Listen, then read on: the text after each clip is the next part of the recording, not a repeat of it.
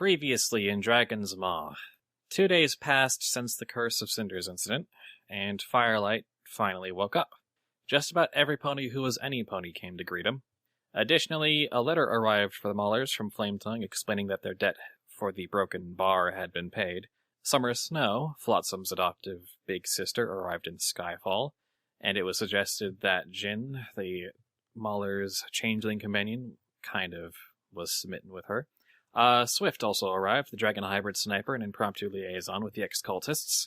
The three hellhounds from the quarry keep mostly to themselves and their tech in the upper annexes of the ship. The B team remains at Slayer Base, waiting for orders. The war between the Cult of Tiamat and the Four Horses tribes rages on. And as the sun sets, Skyfall is getting to the point where the crew is just confident enough to have their first high-altitude flight test. But we'll get to that later if, let's see, I don't know, if we kind of left off on a general note of just ponies kind of hanging out or working on stuff. Is there any particular notes that people want to see a continuation on? We can maybe take it as read that Flotsam has been helping Snow adjust. Adjust. Just, she's in a mild state of shock. Like, what? What in the world? Air quotes, adjust. Who was the pony in all that bone armor? What? We are having trouble. We are? Audio trouble. Oh, what's up? I just couldn't hear a thing for a second. I think no one was talking. I might be wrong, though. Anyway, anything else come to mind? Javolt and Raven were working on stuff, right? Yeah, we were working on getting a crane on the underside of for the thing. Yes, so that you can actually, deposit ponies and crew and cargo to the surface and retrieve it. Yeah. Do you want to make some mechanics rolls to see how you do on that? Oh, mechanics is a thing, right. Yeah, dice. Woo, okay, let's see if I can do this. And that should be that. Got a 16. And you're trying to... fiddling with stuff. Come on. And from what I understand, what you're trying to do is use those levitation pads that you've had as part of your utility talents for pretty much the entire campaign. The ones that float in the air and can barely be moved, and trying to turn that into basically a cargo platform that you can lift and lower freely. Yeah. With the 16 and Raven's okay roll, you're making some progress, but the issue of getting the platforms to move rather than, say, drop entirely or keep on lifting or just still not budge, it's kind of stymieing you for a little bit. Yep. This little project may take a little bit longer than you estimated to get working. That seems fair. Chase, making his rounds, the Griffin, comes down to the hold to kind of check on you two, and says, "Oh, well, how's the lift coming along?" Well, Raven, how's the lift coming along? Not great. What the last one? What, it just kind of plummeted? No, that was the one before last. The last one came to life somehow. Oh, right. Had to put that one down. That was a little traumatizing. Yeah, it'll still be a while, Chase. And I don't know. I think we had something, though. If it were alive, it could... I mean, if it wasn't so aggressive. It did that sentient thing where it immediately got existential about being a cargo lift, and it got kind of kill crazy very fast, and not that it could really do much, but that just made the problem worse. We need digital therapists for the entire ship, come to think of it. Probably. If with you around, there's a risk the whole ship might come alive. And there's the fact that the builders made the ship to be suicidal, and we have had to... If it, Yeah, but that wasn't an AI problem. And while you two are talking, Chase is slowly taking a step back. And another step back. While Raven just says, that wasn't an AI problem, though. That was, an actual program that executed to, the programmer's intention. That wasn't an AI problem. Fair enough. still, you know. But yes, in the event that knowing you just happen to just have the magic hooves for that, we should probably see about coming up with some kind of robotic mental health program. I don't know. Actually, we might want to talk to Monitor about that, since, you know. Monitor's a young AI, though. I don't know if she's really... I mean, she's dangerously intelligent, yeah. But I don't know if she's quite ready to really, like, be giving advice to... I may have to be put her exposed to other... You've already put her in contact with another artificial intelligence, haven't you? Well, the other one's more of an uploaded intelligence than an artificial intelligence, but... Okay, which one is this? You know the Dragon Orimar? Tech curse. Turned out he actually put his brain into a vault long before we met him, and basically all we had to do was put down his body. Right, I think Smack Talk mentioned something to that effect. And yeah, actually it was very easy. All I had to do was touch him with light little tap. Walk up to this big mechanical dragon body, touch it, it falls right over. Not even joking. Oh, I'm sure you had some trick to it. Maybe. Weaver, seriously, is there some wrapper or something you're messing with? I don't know how sensitive this mic is. It's very sensitive. It's very loud and very sensitive. Huh. So keep that in mind. Right, sorry. Or find a way to turn down the gain on it or something. Anyway. So, yes, Raven says, so you put her in contact with this ancient uploaded dragon intelligence that's currently watching over the stable in the Maw. Well, the stable and its population. He's running a reality for this. Actually, I'm not supposed to talk about that. I think it's some sort of secret. I'm not sure. It'll probably come to light.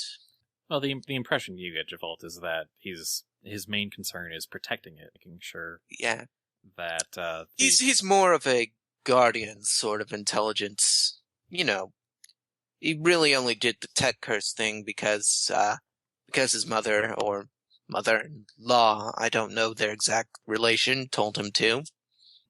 They could be sisters or brothers or... Did we ever establish? I never actually asked. We just assumed I imagine Orimar was male. I think based on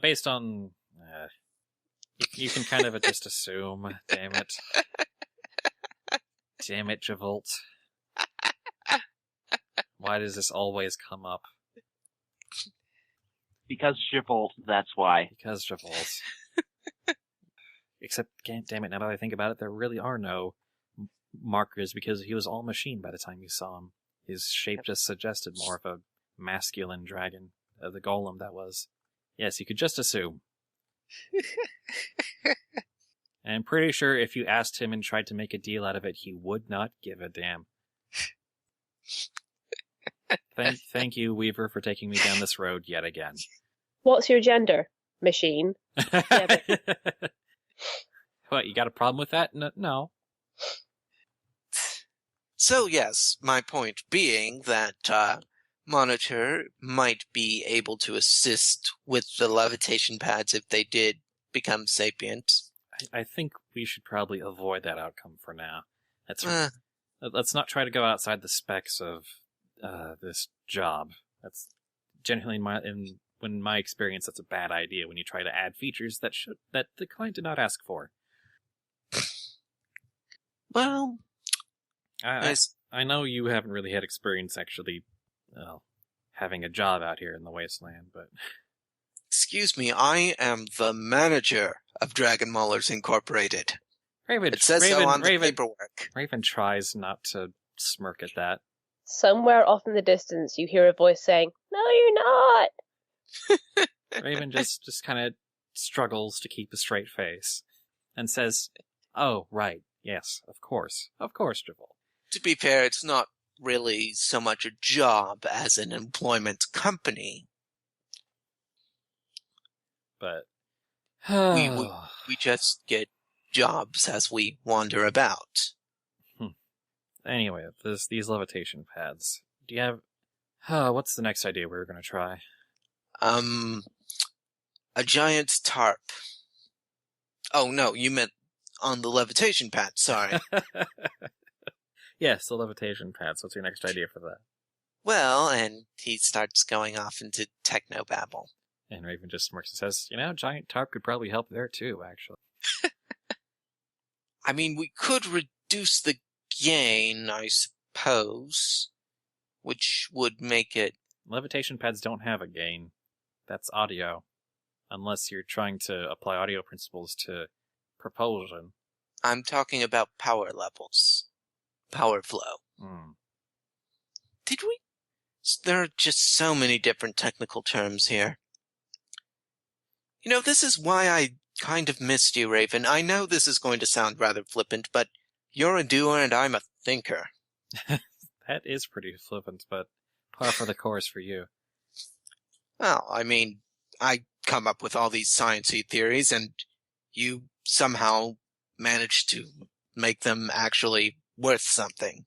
Well, I think I guess that was always my priority, but yeah, we try to find a balance, and we made it work back at the university. You would come up with ideas, and yeah, I would try to be the person in your ear saying, "Okay, but let's take it back a bit.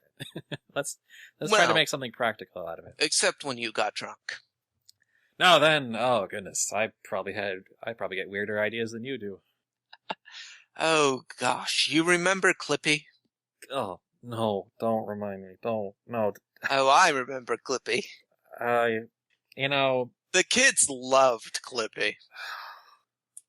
No, the kids. I've lost track of whether this is in character or out of character. The kids do not love Clippy, Joel. I know your memory's... Well, they loved taking Clippy apart. I know your memory's fuzzy, but I thought we agreed we weren't going to talk about this. I thought we agreed not to never speak of Clippy again. Okay, I'm going to roll persuasion to say that Javol does not remember this. Persuasion? He totally does. He just pretends he doesn't. You just brought it up, though. You just brought it up. No, that he doesn't remember that he promised not to speak about this. Oh, okay. And I got a 16 for that. Oh, you're totally lying. Damn it, Javel. No, I'm not lying. See, I don't even have shifty eyes. Javol, you don't have any eyes. Can't see past those goggles anyway. Did I forget to mention that I don't actually have eyes anymore? No, I'm pretty sure that came up. Okay. You see, it's a joke. It's a joke because I don't have eyes. Why aren't you laughing? I'm hilarious. And Javol turns to this snarky radio and says, "Did you program that radio to..." I don't know. Did you accidentally create another artificial intelligence again? You're the mechanic. This is your job. You're supposed to be creating the AIs. I engineer. I don't... Radio, what is your name? It's just Flotsam on the radio. You accidentally turned on the radio and it's broadcasting to her. Oh, is that you, Flotsam? No, I am a robot. Beep boop. Oh, is your sister there too? Maybe. I mean, no, I'm a robot. Beep boop. Are you hear on the other side of the radio? Are you talking to that donkey scientist some more? No, I'm a robot. Beep boop. Okay, Flotsam, sure. Beep boop. We are two robots now. Well, robots, I'm sure that you would, I don't know, and he just gestures Raven over, like, let's stop working for now and just play with these random people on the radio. Raven rolls her eyes and comes on over. Well, robots, I don't know where I'm going with this. What do you think, Raven? Where are we going with this? I was following your lead. Honestly, I just make things up. Well, yeah, but you attempt to take the lead nonetheless. Well, it works. That doesn't stop you from assuming you're the leader. Not in the slightest. As a robot, I would like to know how you're getting on with those levitation pads. I wish to report back to my robot overlords. Well, non-suspicious robot, Beep boop. we've had some trouble with the levitation pads. Trouble of all kinds. We're kind of taking a break from it right now, obviously. Okay. Do you want me to come over and give you a hand at some point? What's a hand? Do you want me This to is a come over hand. and give you a hoof at some point? Beep boop. Oh, that would be great. It would be nice for your sister to meet my sister. You know, we could do the gathering thing. You hear Summer Snow just, I don't know. Summer Snow, are you up to, meeting more friends? Or do you still need to recover from everything? No, let's just go all the way, sure. Okay, Summer, well, you'll learn pretty quickly that you have to basically forget everything you knew, because everything here is crazy. It's the yeah, maw. I explained about you to her. So, she tried. There was an attempt. I think I'll have to believe it when I see it. You're walking in a land controlled by 7 undead dragons. Well, 2. Anything else is just less ridiculous. And to be fair, we did kill most of the dragons, so, or at least get rid of most of the dragons. I'm rambling. Alright, we're on our way down. Beep boop. Over. Yes, beep boop. And Devolt just turns to Raven and gestures at the radio and says, in all seriousness, the little girl is probably more of a... She keeps us more focused as a group. No, yeah, she's... Yeah, Flotsam's just pretty incredible in general. I don't know what else to add about that. Yeah. You know, I do worry about them. All of them. About who? The Dragon Maulers. I mean... Well, you're part of them. Do you worry about yourself, too? Well, not as much. I mean, I can handle myself mostly. It's just, you know... I spent so long looking for Jenny and, well... I understand. Now I'm just feeling like they're what I've got to leave behind, you know? Yeah, they're family. Yeah. And, well, I've lived a bit longer than would be expected in these wastes. That you have. Despite everything. Yeah. Well, you know, it's in our nature, stubborn and all. I'm just not sure if I'm kind of thinking this might be my last adventure. Oh. You could always go into business with me. Just No, I mean run the shop. last in a in a terminal sense. In a final sense, yeah. Yeah. I mean, if I do survive, of course I'll come by. Any particular reason you think you're gonna die, or just, enemies, destruction, all that jazz? Oh, you know, lost limbs, old age, fighting dragons. At some point, it's all going to add up. Oh, there'd be worse ways to go. I mean, really. I'm trying to think of a good one-liner from when we go after the last dragon. I've got this big list. Never thought at your age you'd try to do the action hero thing, but here we are. Of course. Yeah. You hear footsteps coming down the stairs to the cargo hold. Oh, right, we didn't have this talk. Hello, Flotsam. You mean Botsam? Beep boop. All right. Oh, yes, Flotsam. Javold grabs a random stick of metal and just sticks it on her head. She leaves it there. She also puts down Craggy, who's been riding on her back. So, have you guys been getting on so far? Well, this is our first attempt, our second attempt, our third attempt. And we don't talk about number 4. We had to put that one down. Yeah. Raise his eyebrow. Oh, yes. Well, you've met Raven. Summer Snow? Are you hiding out there? No. Maybe. She comes down the stairs as well. You should Yep. meet Raven. She's like a saner version of Javolt. Well, when I'm Like, much saner. Raven grins and says, well, when I'm sober.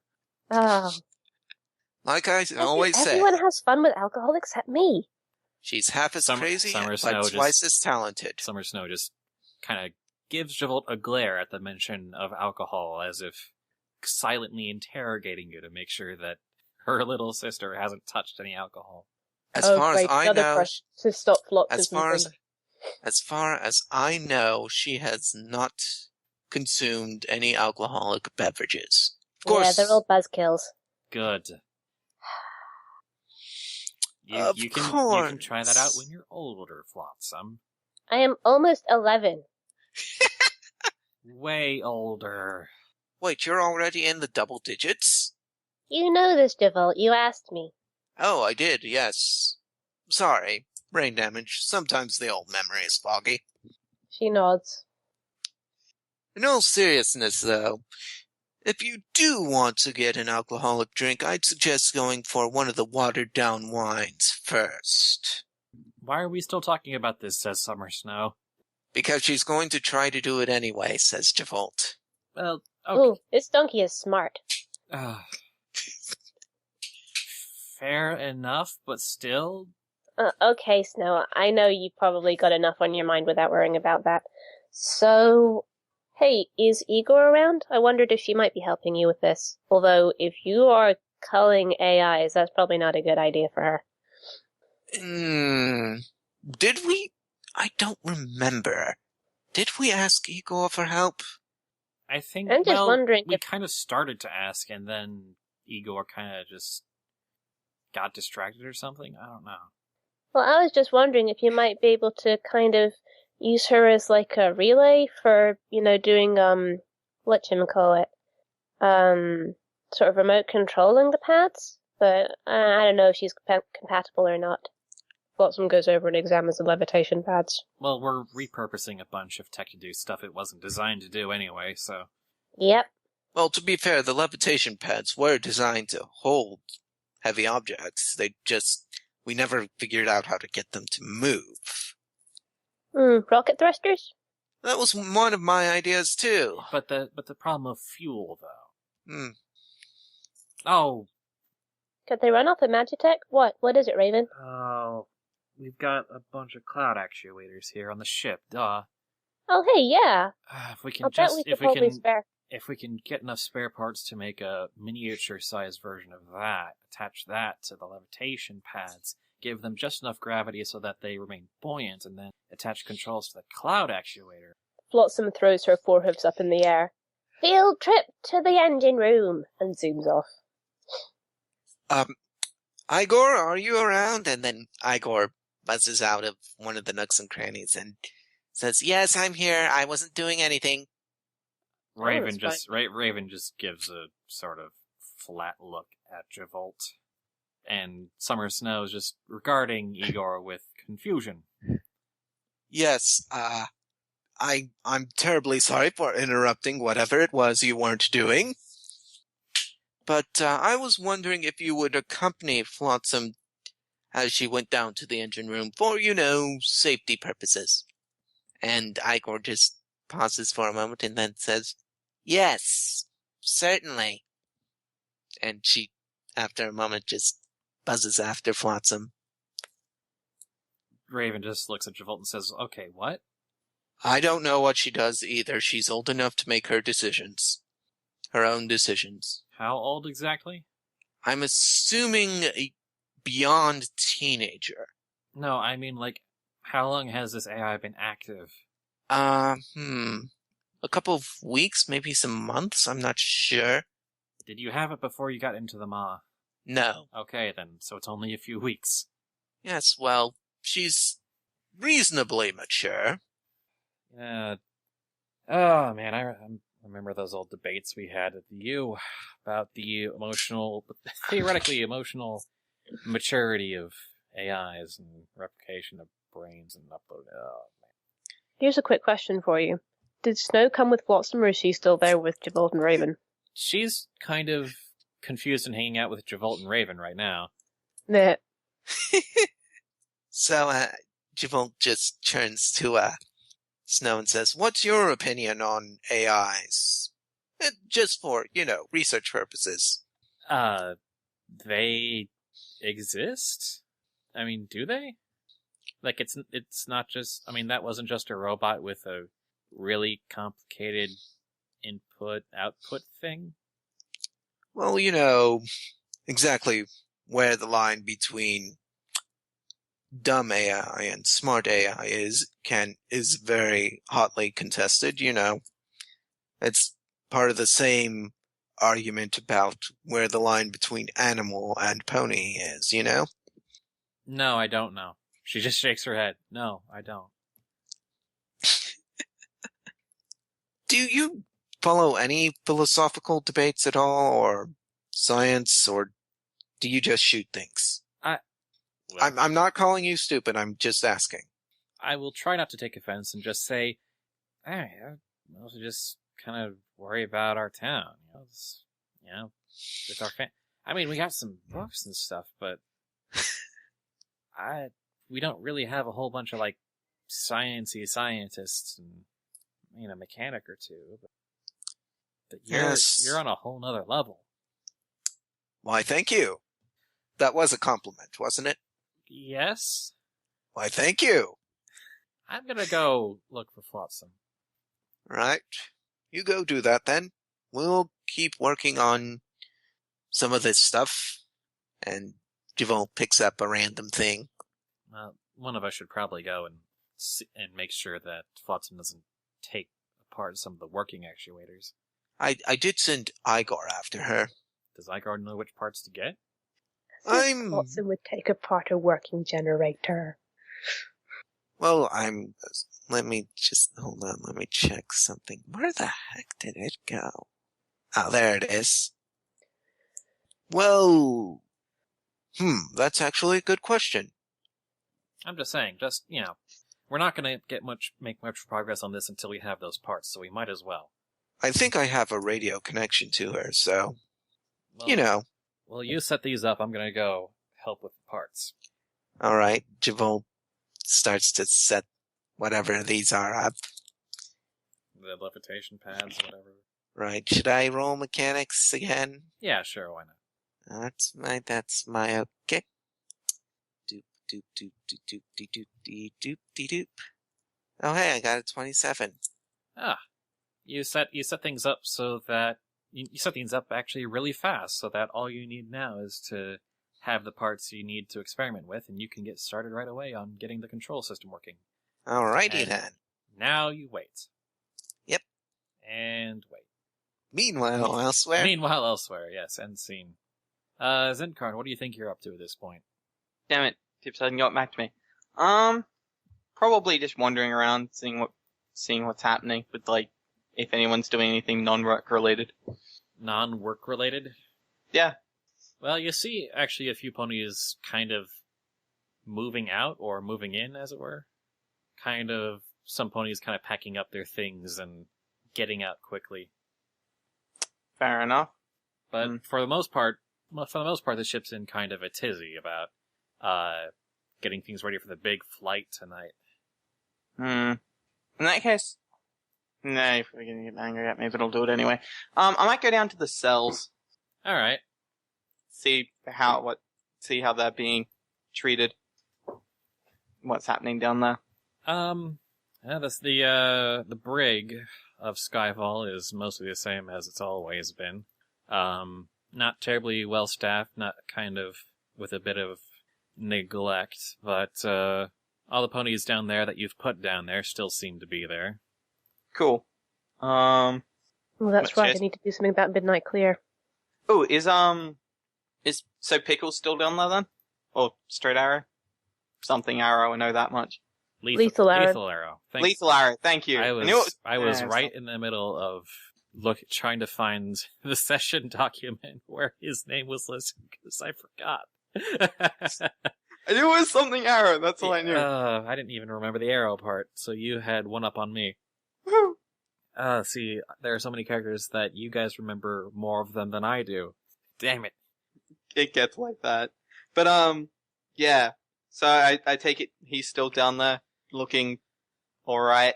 The inhibitor is still on his, horn, preventing him from casting any magic, but, yes, remains fed and rather sullen. Sweet. I'll knock on the bars, I guess. I'll try and get his attention. He looks kind of, sedate as his head lazily twists around until it's looking in your general direction. Yeah? What? Just came down, ask you a couple of questions, mostly see how you were. How are they treating you down here? Leave me alone. Helpful. So I take it they're still feeding you and stuff, right? His leg kicks at the tray of eaten food. Good to know. Good to know. Yeah, fair warning. There's gonna be a little bit of a lift-off test soon, so you might want to get comfortable for that. They've already let us know. Cool. Well, in that case, back to the important stuff. So, how long have you been doing assassin work in the mall? You don't get an answer. You can either tell me willingly, or I can make you tell me. Please, I wanted this to be a short discussion. He still remains silent. Oh my god, of course he does. He's an asshole. Also possibly, takes his job a bit more seriously than just telling random people willy-nilly. Okay, fine. Next question then. How many assassins are running around the mall? I'm assuming you're the best one, but if you had to, pick the rest of them. He still doesn't say a damn word. Oh my god, do not make me come in there. Just Roll as perception. simple answer will do. Roll perception. 10. Okay.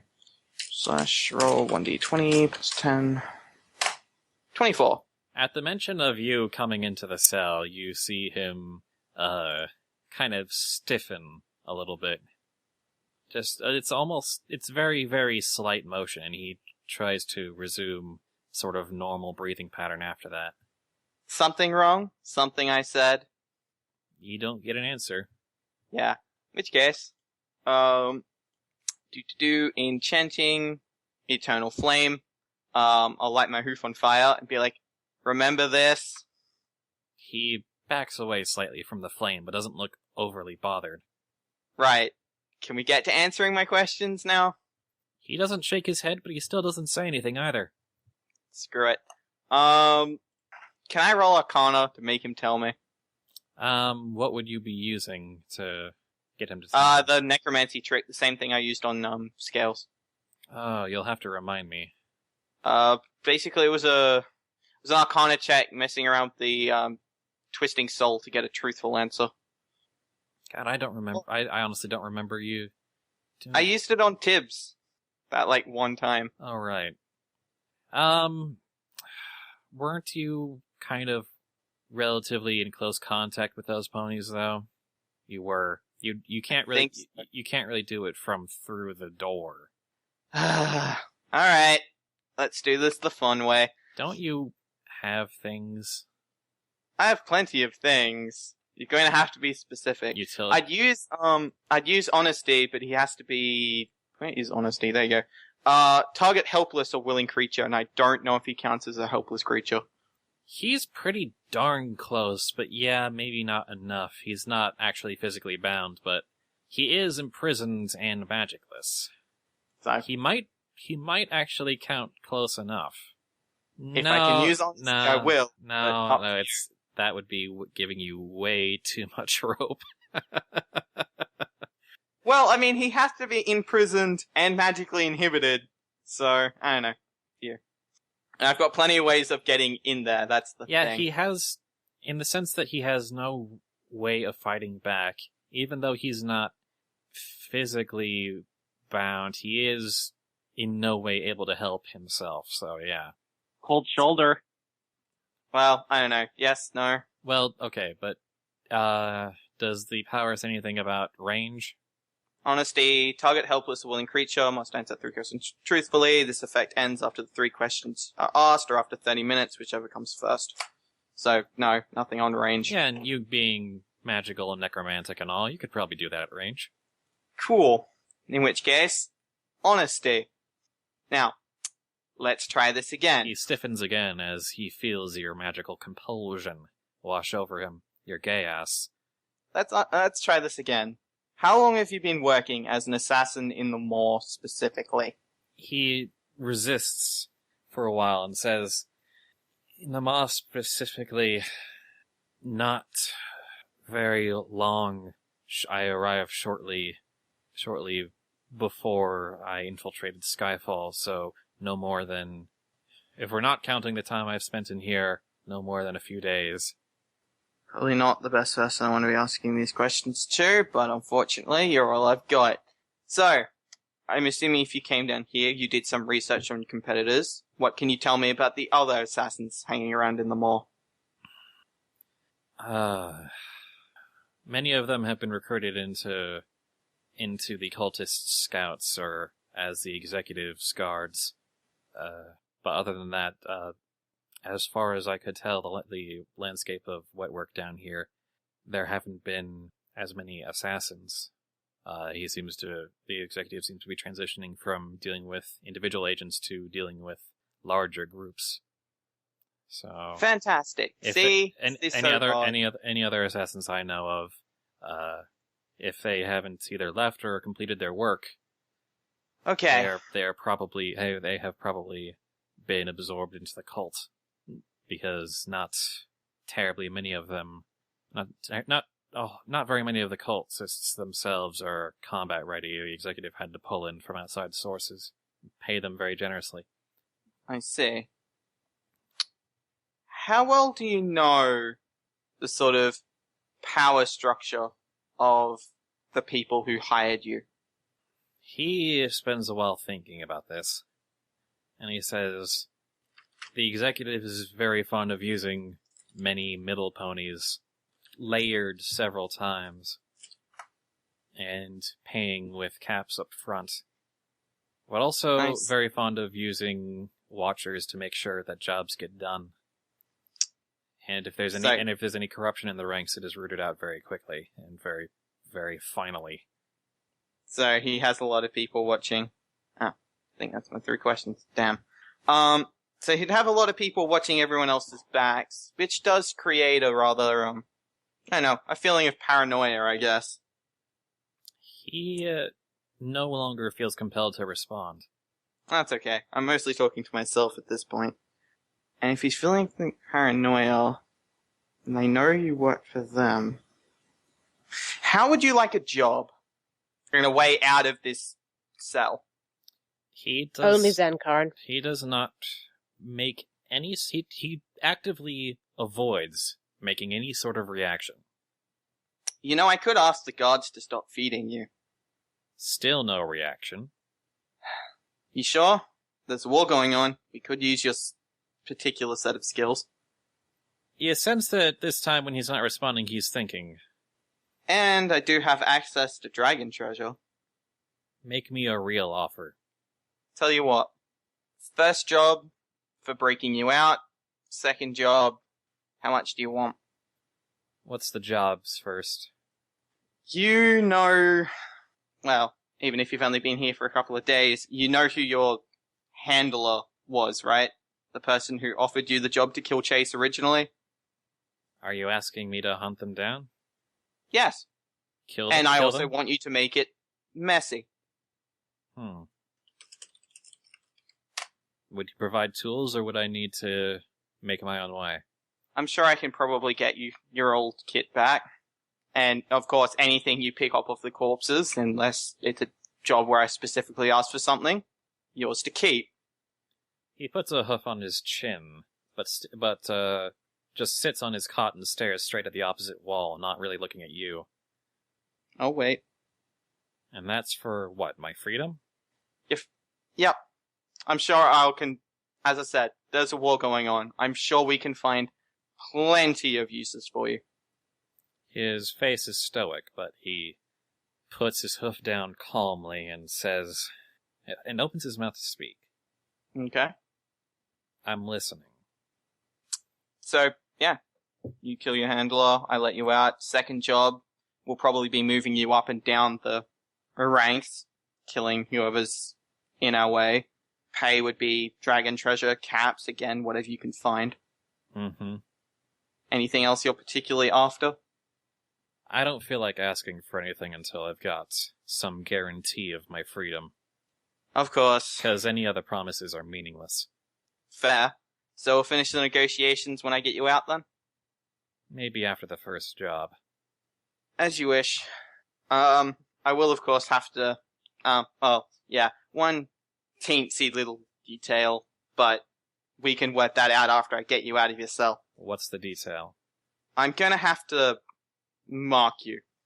Excuse me? Just a little, ritual. Make sure I can find you again if I need you. Make sure people know you're working for me and not for the executive so no one stabs you. That kind of thing. Also make sure you're not going to turn traitor and try and kill Chase again. I'd really appreciate it if you didn't try and kill Chase again. If you're going to mark me with some kind of zebra necromancy voodoo shit, I don't want any part of it. It won't hurt. You won't even notice it's there. It's mostly for your own protection. Make sure you can get off the ship and stuff like that. I'm no longer interested. It was going to be cool. To be fair, I don't actually need it. So, if we forego the marking, you're still good? Yes. Alright, I'll go talk to Chase. I'll be back soon. He says nothing as you leave. Out of nowhere, Chase gets another really bad headache.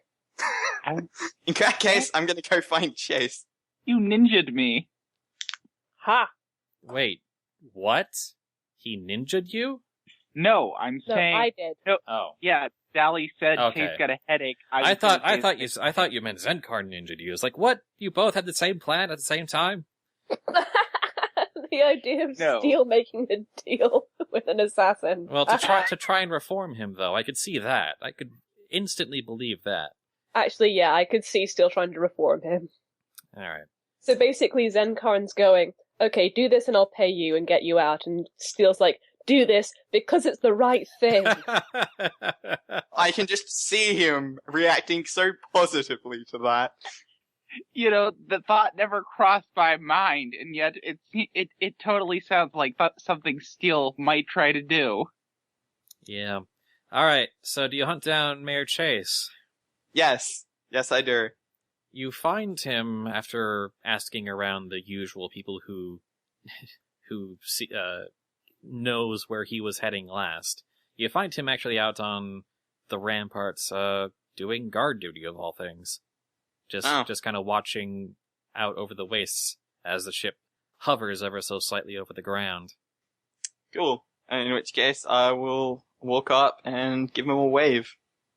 His eye twitches as you wave at him, as if he has a bad premonition, but beckons you over, and he keeps his gaze out on the desert leading up to the mountain. Hey Chase, see anything interesting out there? No, and that's good. Do you want to do small talk, or should we just cut right down to the heart of the matter? If there's a matter that we need to cut to the heart of, then maybe you should just get to it. I need to borrow another one of your prisoners. Ugh. His eyes shut and he grimaces hard. Oh, come on, Zenkarn.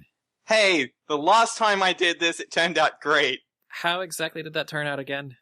Well, last prisoner aboard was a changeling, and she found a home, and Ribcage is now settled with a mechanical dragon. But as I recall, that was an actually somewhat sympathetic prisoner. This one's sympathetic to money. That count? Let's see. Are you trying to break out the Enclave agent, the other Enclave agent, or the assassin? The assassin. God damn it. I really couldn't care less about the Enclave. God damn it, Sarah. What was the result of that? I got a girlfriend? Oh, well, okay then. Yeah. We had a chat. He's willing to work for me, and... I really gotta start putting some policies in place for visitation. Yeah. Because the guards didn't really seem concerned. They just sort of let me through. Well, you're also one of the Maulers, so they don't really check you guys. The next time you go to the jail, you notice there's a large cardboard sign up saying, "No Maulers pulls." Zebra not allowed. It's just a picture of Zenkarn with a cancel mark over it. I believe it. But yeah, he'd said he'd go do some work for me, first job. Because assassins are always known for their loyalty. Especially ones that have recently been captured and you try to flip against their former employers. That always works out well. I look at him, I gesture to me, and I'm like, come on, would you betray me? If I was an assassin trying to kill you? Technically, he was trying to kill you. Yeah, but you were the one who caught him. Yeah, fair. Well, you and that other mayor you were with. But wait a minute. Don't think about that too hard. The other horseshoe dropped. Okay. He takes a few deep breaths, just... See? Worked out great. No, I'm not going to let this go, actually. Okay, no, I'm actually going to let this go. Yes, I broke out the changeling. And she was walking around the town for as long as you've been here. Pretty much, yeah. Before the whole stable thing. Oh, son of... Yeah, if the coroners ask, she got lost in the wasteland somewhere due to bad walking. Don't ask questions. If Mom could see me now. I'm sure she'd be really proud. But about the prisoner... I mean, I can just break him out, but that seems like more work than just asking you. No, because that's a stupid idea. What, breaking him out or asking you? No. Trying to break him out and get him on your side. Hiring him in the first place. No. It's a great idea. No, it's terrible. There's barely any benefit, and it's just a wild card you can't afford to have. I can see the benefit. Not a big enough one to justify jeopardizing his gesticulation start to get a bit more jerky and wild. Not enough to jeopardize everything that we've been working on for the past several weeks. He starts flapping his wings for extra emphasis. Yeah, his wings spread out a little bit. Nah, it'll be fine. But look, we let him out. He knows.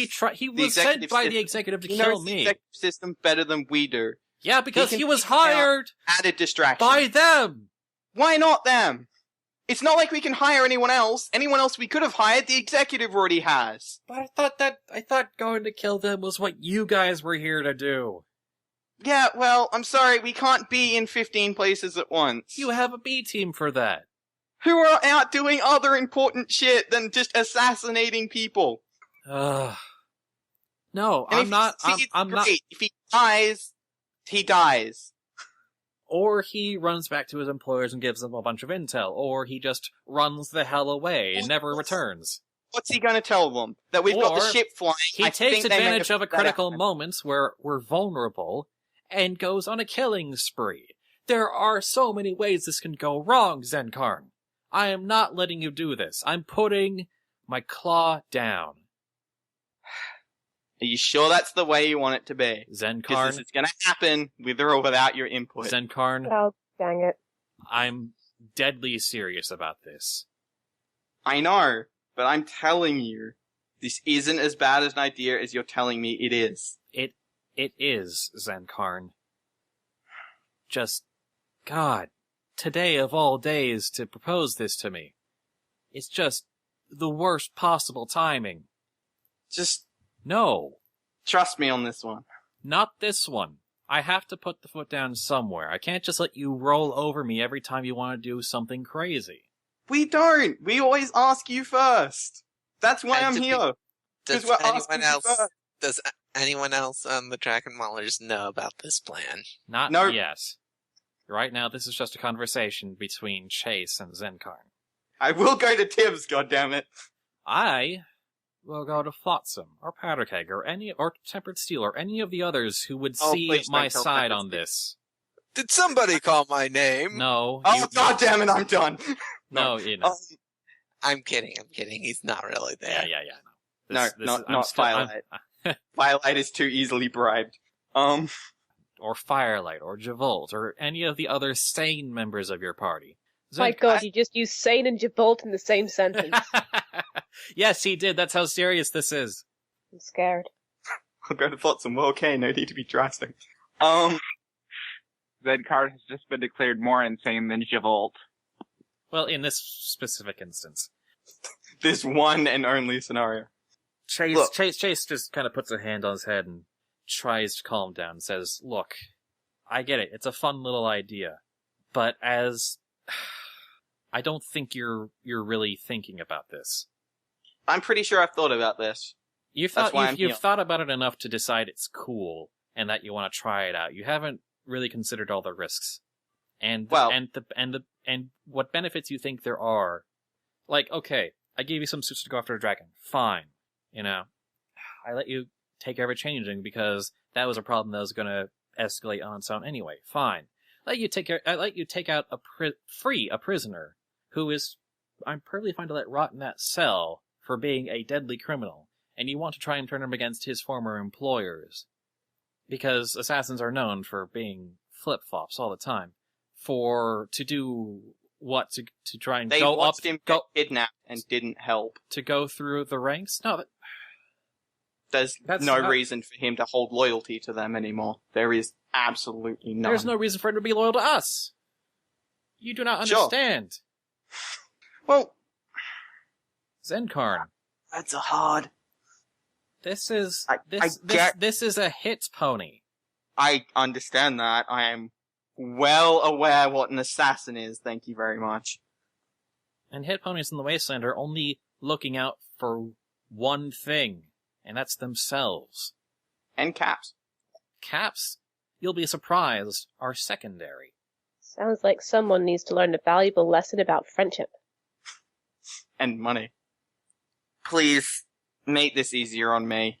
Zenkarn, I'm sorry, but this is going to have to be the one time where I say no. Like, for real. This is just not a good idea, and you're only setting yourself up for regret if you do it. Alright. Okay. Zenkarn, I need you to promise me that you're not going to try and break out that assassin. I'll promise I'll go talk to Tibbs about it before I make any rash decisions. Zenkarn, this is something I don't need today. Look, I get it, you're trying to help. There's not really that much for me to do here. I think that's part of the problem. But we're confined. We're preparing to move this airship over into the Voodoo Curse territory so that you can take the fight to them. That's what you can do when the time comes. You don't need to let us do our job and then so that you can do your job when the time comes. That's what we're trying to do here, Zenkarn. I know, but I still don't think this is a bad idea as you're trying to convince me it is. On the off chance that it's not. He shakes his head and says, No, it's... No, finish the thought. On the off chance it's not. And I know you're being then what? You kill one or two sort of functional ponies in the executive's machine. So what? What does that accomplish? Compared to dealing with two more undead dragons, the executive himself, and the entire cultist army and their dragon hybrids. There are bigger problems than an assassin can solve. True. There are. So you're just wasting time. And putting a lot of ponies at risk. I understand your point. And fair enough. I'm sorry. Yeah, me too. Alright. I'll go back to reading, or whatever. I'll talk to you later. Zenkarn, no hard feelings for trying. No, I get your point. And I'm going to wander off and go find Tibbs. Wait, actually, no. Life isn't here to get shit-faced with. And Firelight's sick. Damn it. Yeah, I'm gonna go talk to Tibbs then. Yeah, Chase is probably feeling better after that, actually, so, that's a win. No hard feelings, painful feelings. No, I like how that scene went down, not gonna lie. Yeah, no, that was fun. I mean, I don't in the sense that I don't get to do my thing anymore, but... I'm just Spud finally going, I finally said no. I finally said no. Exactly. Yeah, there are definitely times where I'm like, I'm not sure if this is Chase speaking to me or this is Spud speaking to me, because they're both very similar. They both sigh. Okay. So what if Aurelia weren't already basically the DM player character, Mayor Chase would make a very good... Oh, everyone's basically my mouthpiece anyway. I can't voice act. We've established this. Yeah, but they all have different characters. I know. Not all of them sigh, just a lot of them. The Maulers have that effect on people. It's true. Very true. I mean, I do try to sort of emotionally occupy them, but other than that, I don't really... No, it works. You do emotionally occupy them, and that is the important thing. Chase is me if I was a griffin. That's... I believe it. And Aurelia is me if I was a teenage girl dragon. I don't know. So you hunt down Tibbs then? Yep. Tibbs, what are you up to in the med bay? Tibbs has been doing once everyone finally left, doing a full checkup on Firelight now that he's officially woken up. And then after that, mixing a chemical concoction for himself, because apparently staying up for the last 2 days without sleep and in general kind of worrying has made him a little hoarse. Get out. Here we go again. You're not my friend anymore. But Tibbs, but that implies Tibbs cares. It implies Tibbs cares, but it also implies that Tibbs gets sick, which I don't know if I can have. Wait, I have to stick with him being immortal. Does that mean that Firelight knows that? Well, I guess he doesn't know yet that you actually haven't slept the entire time he's been sick. But Firelight, yeah, you do notice that Tibbs is not looking particularly well. There are bags under his eyes, and he seems to be nursing kind of a cough. Mm-hmm. So secret. That's an image. The alicorn of drugs. Immortal alicorn, fractured tibia of drugs. I approve. He's just really good at hiding the wings and horn. It's amazing. Really good. Illusion spells. Spells everywhere. Okay, technically speaking, I do have that merchandise worth hiding. I can hide any item smaller than myself upon my person, making it. I think an item and a body part are two different things, even in this rule set. That depends. Are they your Depends body if it's your body part. No, there's someone else's, I swear. You were right about to say that, ridiculous.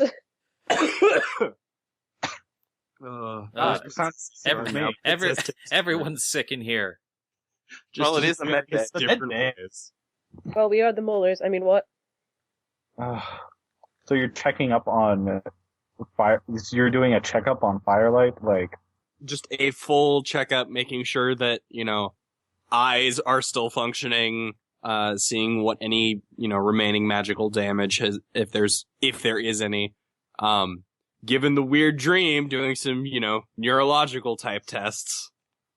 I'm fine. My brain's not up. My brain's not.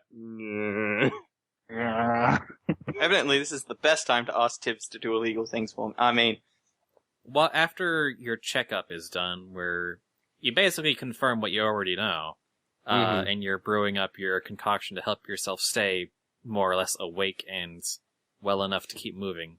Zenkarn, yes, pops into the med bay, looking kind of down. Is Butter still there? Yeah, Butters has been basically hanging around Firelight since he woke up, just kind of curled up next to him and purring. Well, I'm gonna walk over, I'm gonna sit down, I'm gonna cuddle my cat. Aww. And the cat cuddles back. They didn't let me free the assassin. I need wubs. Aw, Zenkarn, do you need... apropos of nothing, the love cat holds up a card that says, "Sorry you weren't able to free a deadly assassin." I know, right? That doesn't I want to talk to you about a thing. That doesn't actually happen. That's not canon. Oh. He has no idea. Okay, but knowing Zenkarn, he could probably at least make a card that says, "Sorry, your fiendish plan fell through."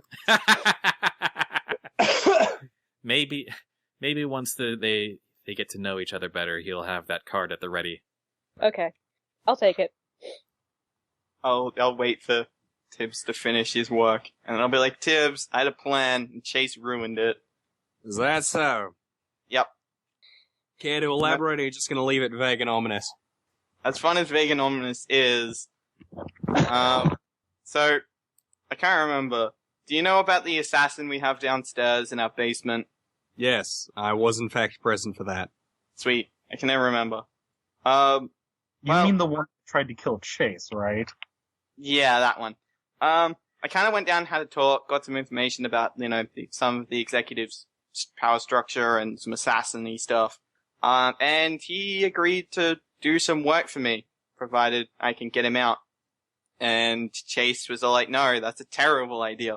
And I'm just sitting here patting butter all the way through this conversation. Yeah. And bomb's going. Yeah. And you were surprised? A little bit. Chase doesn't usually say no. Poor Chase. That's because, I don't know, I think at some point, you've kind of just, it's the last straw. You can't say yes to everything. Not every horrible idea you have. Hey, it was a plan. It was a good plan. He goes and causes some distraction, inconvenience, whatever word you want to use, and it'll make, us going in and murdering everyone that much easier. How do you even know that he would even take the job? I have a truth spell, remember? I have several truth spells.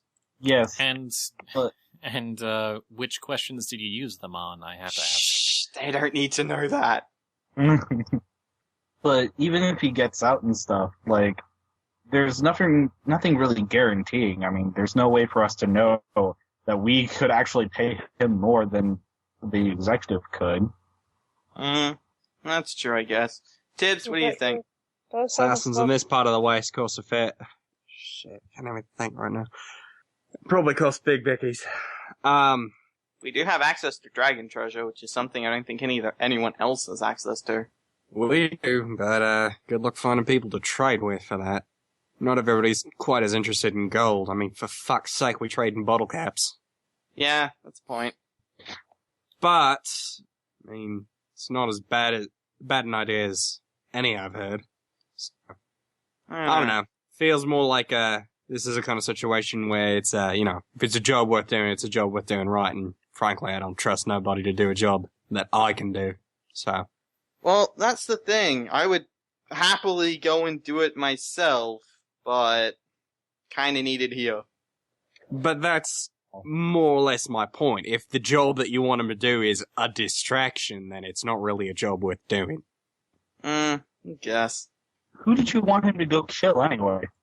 Well, first off, his handler, the guy who watched him, and possibly the pony who watched him try and fail to kill Chase. And then basically just work his way up. See what intel he can gather as he goes. Sort of spy assassin deal. Could be a fair go, but I think, honestly, I'd rather just get whatever information we can get out of him and then dump him. Seems kind of a waste, though. Not really. Apparently he's been working as an assassin for a while before he came to the Moor. If there's a war going on, I'm sure we can find a use for his talent somewhere. I'm sure we could, but, again, rather get someone who didn't try to kill someone we know. He failed. He tried to kill him a little bit. He did fail, which means that, frankly, I also don't trust his, whole skills as an assassin. Wait a minute, there's a bigger point here. Nice. How good is this guy? Really? Look, the wasteland's one thing, but the Maw asks for an entirely different set of skills. Yeah, I guess. Seems kind of a shame just to leave him though. Well, that's my point. We don't leave him, we get whatever information we can out of him, and then we dump the body as a sign of, fuck off, for one, but... I don't think we really need to dump the body anywhere. Look, we're about to take this ship off into fuck knows how high. No, we're not shoving him out of the airship. Out of the airlock. Wait, no. No, we're gonna toss the body over the over the airship. Don't need to throw him off if he's still alive. It's just not like he needs to think about the fall. Well, I could do with some cheering up if you do want to go do some information gathering. Remind me, is that assassin an Earth pony? Nope, unicorn. So how do you know powerful telekinesis? Or, a feather fall? He has a horn inhibitor. Yeah. But yeah. No, so I look at Tibbs and I'm like, well, I'm up for some torture if you are. Whoa, no. Look, if you already used your truth spell, what more information can you get out of him? You'd be surprised what people about to die are going to tell you. Besides, there's some stuff I want to try out. It'll be fun. Tibbs is also going to give a look to Firelight and go, and did you really just try to, play the oh, pity him game with the assassin? I'm not saying, oh, pity him. I'm just saying, do we really need to resort to torture so quickly? Well, he was kind of clammy when I wasn't, forcing him to answer my questions. Besides, if he's an assassin, he's probably used to, not giving up information, unless if it's magically done. Tibbs is going to smile and then put half a bottle of lye on the table. Half a bottle of what? Lye. What? Lye? Oh. What is That's sick and wrong, I approve. Wait. Lye is a highly alkaline cleaning solution. God. I may be sick, but so are you. Those bags in your eyes aren't for nothing. True. Which means I could stand a bit of cheering up too. No. I get up, put Butter on Firelight, and be like, Butter, keep him in bed. Tibbs, shall we? I will put Butter on the bed, and I will get up. Firelight, you've been in bed for most of the time you've been awake, and you feel a bit lightheaded as you try and get up. Oh, shit. Guys, don't do this to me. We're not doing it to you, we're doing it to the assassin. We could have just released him, let him work for me, and let him go kill people we didn't care about, but no, you guys had to go with the less moral option. Don't make me crawl after you, please. Yeah, I'm just gonna walk out. Tibbs, you coming with? Damn it. Tibbs is going to give Firelight a look, get down on his level on the floor, pat him on the head and go, back to bed. Doctor's orders. And then follows in guard. I roll athletics to see how well I can keep up. Wow. No. I think he should just be taking negs just for that. He sounds like he's dying. Yeah, no, that's canon. Wow. No, I'm also sick, so it's not just the mic. I know, that's canon. You struggle to follow, and they're out of sight before you can even get out the med bay. I know where do I know where the brig is? It's been a very long while since you've been there. But you did. Well, Nat won like a boss. What? Nice. What? You Nat won. On Getting up is hard. what check was that? Athletics check to follow us. Oh yeah, no, you took, Butters drags you back to the bed. you took one, you put one hoof forward, pulled yourself, one crawl forward, and immediately you're exhausted, and yes, the love cat manages to pull on your hoof and drag you back towards the bed. No! Butter is OP. Remember me! I will set off fireworks in this building if I have to. In the sick bay? Yeah, sure. Smoke! People will come for smoke. In the sick bay? Really? You gonna set smoke off in the sick bay? Still. Yep, there's still other patients. Also your cousin. Hey, wait a minute! Yes, Trigger is also there, just kind of... Damn it, Dan! Looking... Well, actually, no, he's not in the medbay right now. Now, but also think about this, Codeman. Would Trigger actually go after Tibbs and Zengar? No, but he'd at least give me a hand, like, walking there. To be near Tibbs and Zenkarn? Fair enough. Yeah, no, Trigger stepped out for a moment, sorry. God damn it.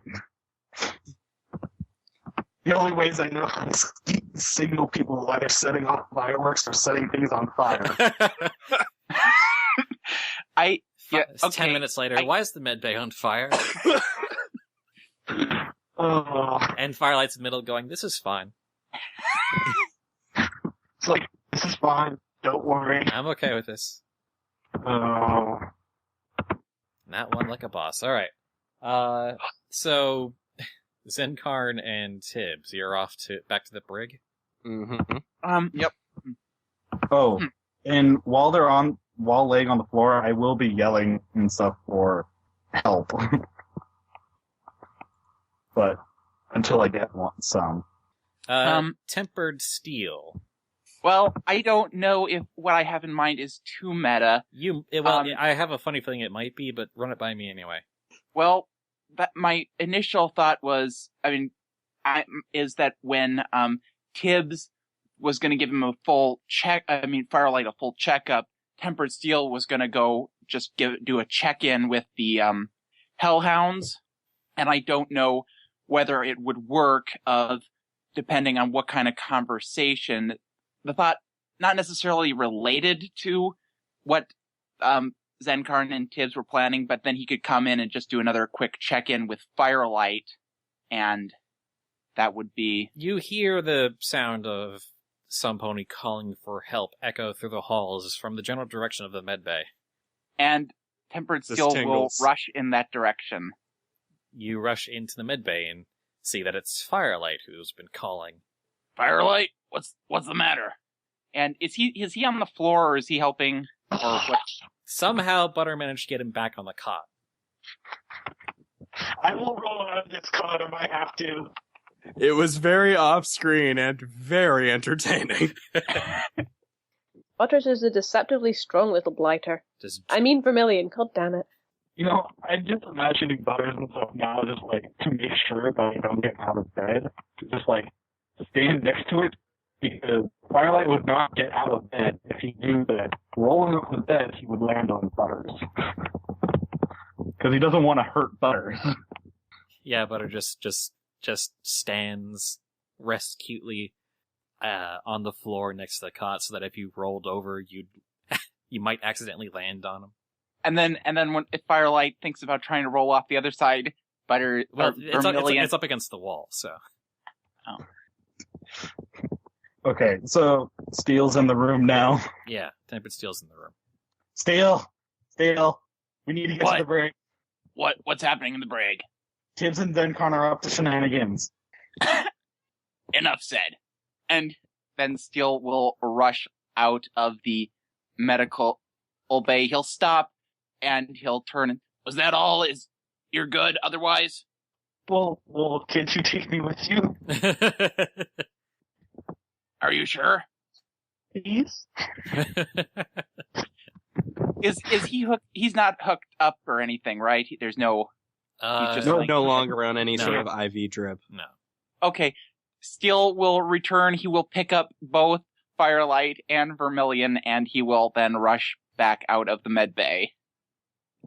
As you reach to pick up Firelight, the love cat on the floor hops up onto the cot and gives you the biggest pleading look. Please, you don't have to do this. Looking up with his big beady little eyes. He's too cute. It's no good. Just leave me behind. He's been turned to the Zenkarn side. Well, Zenkarn did ask. It's no good. The cuteness is too much. Just go on. You You are a devious little cute critter, you know that? His expression does not change. Well, he's just trying his best, darn it. Steel will do a brush on the head, like a friendly brush on the head, and then, sorry, Firelight, and we'll rush as he rushes back out. Vermilion purrs and snuggles up against Firelight. You're lucky you're cute.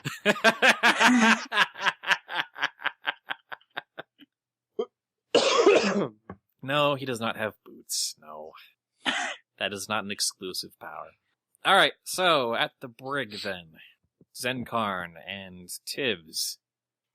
You pass by the guard at the main entrance, and I guess walk up to Lethal Arrow's cell again. And the guard still doesn't do anything, just lets us walk through.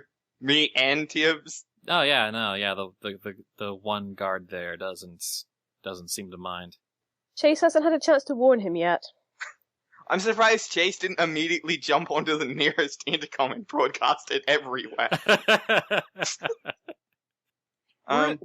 Worth noting that as Steel is rushing down that way, if he sees any guards for Skyfall, he will tell them to find Chase and tell them that Tibbs and Zenkarn are up to shenanigans in the brig. All right, noted. I still can't get over the fact that for Tibbs and Zenkarn, torture equals shenanigans. Wait, what did you say, Din? I said, please tell me the first one he runs into is Barrel. Oh yes. Oh god, yes. Tempered Steel, you run into the Griffin head of the Skyfall's guard, Barrel, and she just kind of looks at you going like, wait, what? What did you say? Find Mayor Chase. Tell him Zenkarn and Tibbs are up to shenanigans in the brig. Sure, I'll get right on that. And she calmly walks on her path. Oh god. He will keep going, and he will look for the next guard or other. I was going to say. All right, noted. Does Steel know that Beryl is on Tibbs' payroll? No, well, it doesn't really matter if the individual is just calmly walking away. That's probably a bad sign. Yeah, no. I want to see you panic, damn it. All right, so did you hear me? I said shenanigans. So noted. You alert that word lightly. You alert the first guard you come across and set those events into motion. Got it. Now back to the scene I'm trying to play out here. Yes, Zenkarn and Tibbs. You go back to the cell where you see that Lethal Arrow seems to have just laid onto his cot on his side, facing towards the wall, and is just kind of resting there now. Hey, bad news. Chase said no. Yes. Thank you, Neek, for reposting suddenly that. Art. But yeah, Chase said no, and also that bad things would probably happen to me. Well, he implied bad things would probably happen to me if I broke you out. Because something about him not 100% believing that you'll be loyal to me and not to the other guys. Yeah. Tibbs is going to smile and go, speaking of which, we're here to get more information out of you. He doesn't respond. Yeah, see, I told you. I look over at Tibbs. See, told you. He clams up. Oh my god. You alright? You alright? We're gonna have to pry that mouth right open, aren't we? Good thing I brought forceps. You actually brought forceps? Tibbs brought his bag. Oh, hells yeah! Arcane lock on door, let's get this party started. Oh, Check jeez. that he's breathing. Say what? Oh. Nothing. Oh, yeah. He seems to be breathing. Shallowly. Okay, there goes my, he killed himself to avoid having to give more answers thing then. He killed himself to stop having to deal with Zenkarn, you mean? Yep. Of course, that won't really work because Zenkarn being a necromancer, yeah. Yeah. Yeah. Yeah, no, that really wouldn't work, and I think he'd know that. So, yeah. So I look over at Tibbs. How do you want to do this? It's been a while since I've done, like, formal torturing. Last time with like, Powder Keg, and that guy was kind of an idiot. Like, the thing, you know what I mean. Tibbs is going to, stroke his scruff for a second and go, I should probably say something to that guard real fast. Going to lean out of his cell and go, you may hear some screaming. Do not worry. I am a medical professional. And then, and the guard just kind of shiver. A shiver goes down his spine, and he says, "Okay." Oh, God. Do you want me to lock the door, or? And when Bolt comes back, can you tell him to find the next guy that's supposed to take my shift? Yeah, sure, can do. Zencon, lock the door. So yes, sir. You first need to open the cell door. Oh, No. Oh, that he already had. what did you I use? thought you meant lock the door to the actual brig. Wouldn't you do that from the outside? You still need to open up the cell. Yeah, no, I just wasn't sure if you wanted to be arcane lock like the front door, just in case he does try to make an escape. Oh, well, that too, I suppose. Yeah, okay, cool. So yeah, I'll arcane lock the brig door in that case. Okay, then. You place an arcane lock, then, on the... Choose an object that can open or close and invent a password. This object can only be opened if this password is spoken. If the object is broken with a plus 10 modifier to the DC, would usually take to break the material the object is made of, or blah-de-blah. Okay, so what's the password? Ended? Ended? Ended. Okay. I thought it was going to be something like Firelight is a butt. The password... Chase can suck it. This is your fault, Chase. You know what you did. So the password is ended, then? Yep, okay. The password is ended. Okay. Because it opens when it's ended. Mm-hmm. Speak, friend, and enter. Cool. So yeah, what do we have to do to open the cell door? Because the last time I just sort of, phase stepped through the wall or ceiling. I don't remember which. I've got some mechanical stuff I can do. Sweet. My mechanics is not fantastic, but I do have, the, mechanics checks, like the nimble fingers one. So, if worst comes to worst, I've got a grenade in my saddlebag. Good grief. 1d20 plus 11. I rolled a 20 for opening the door. As you kneel down, you take out some tools for the purpose of picking the lock. And as you insert your tools into the keyhole, you notice the door kind of shifts forward a little bit. Wait. Tibbs is going to make an odd expression, stand up without finishing the actual lockpick, and just attempt to open the door. The cell door doesn't swing freely forward. It seems that it's caught on the metal food tray on the floor of the cell. Okay. I will pull my scythe out and sort of maneuver that through the bars to sort of poke the food tray away. It's kind of lodged under the door, but you manage to kind of shove it aside, and the cell door swings open freely. Sweet. And at this point, Tibbs will Tibbs will enter with his bags. Can you give him a checkup real quick? Sure. First thing though is is Zenkarn also inside the cell now? Yeah, you're both inside. The cell door is freely open. Okay, Tibbs is going to lock the cell door. You're going to lock the cell door? I'm going to attempt to. Would that also be a mechanics roll? You don't really have the key to lock it, and you can't lock it from the inside. It's going to involve some fine maneuvering. Can I take a penalty? I'm sorry. No, that would be dumb. You're right. Let's just stand between him and the door. Yeah. I will do the checkup though, like you said. If he's rolling for that, can I check him over necromantically? Make sure he's not you can roll Arcana, dead. Tibbs, you can roll heal. But you will let me know when everyone's able to catch up with this, right? Yeah. Ooh, I only rolled a 2. Tibbs is not rolling well today. I think it's because he's sick and hasn't, slept in 2 days. Yeah, probably.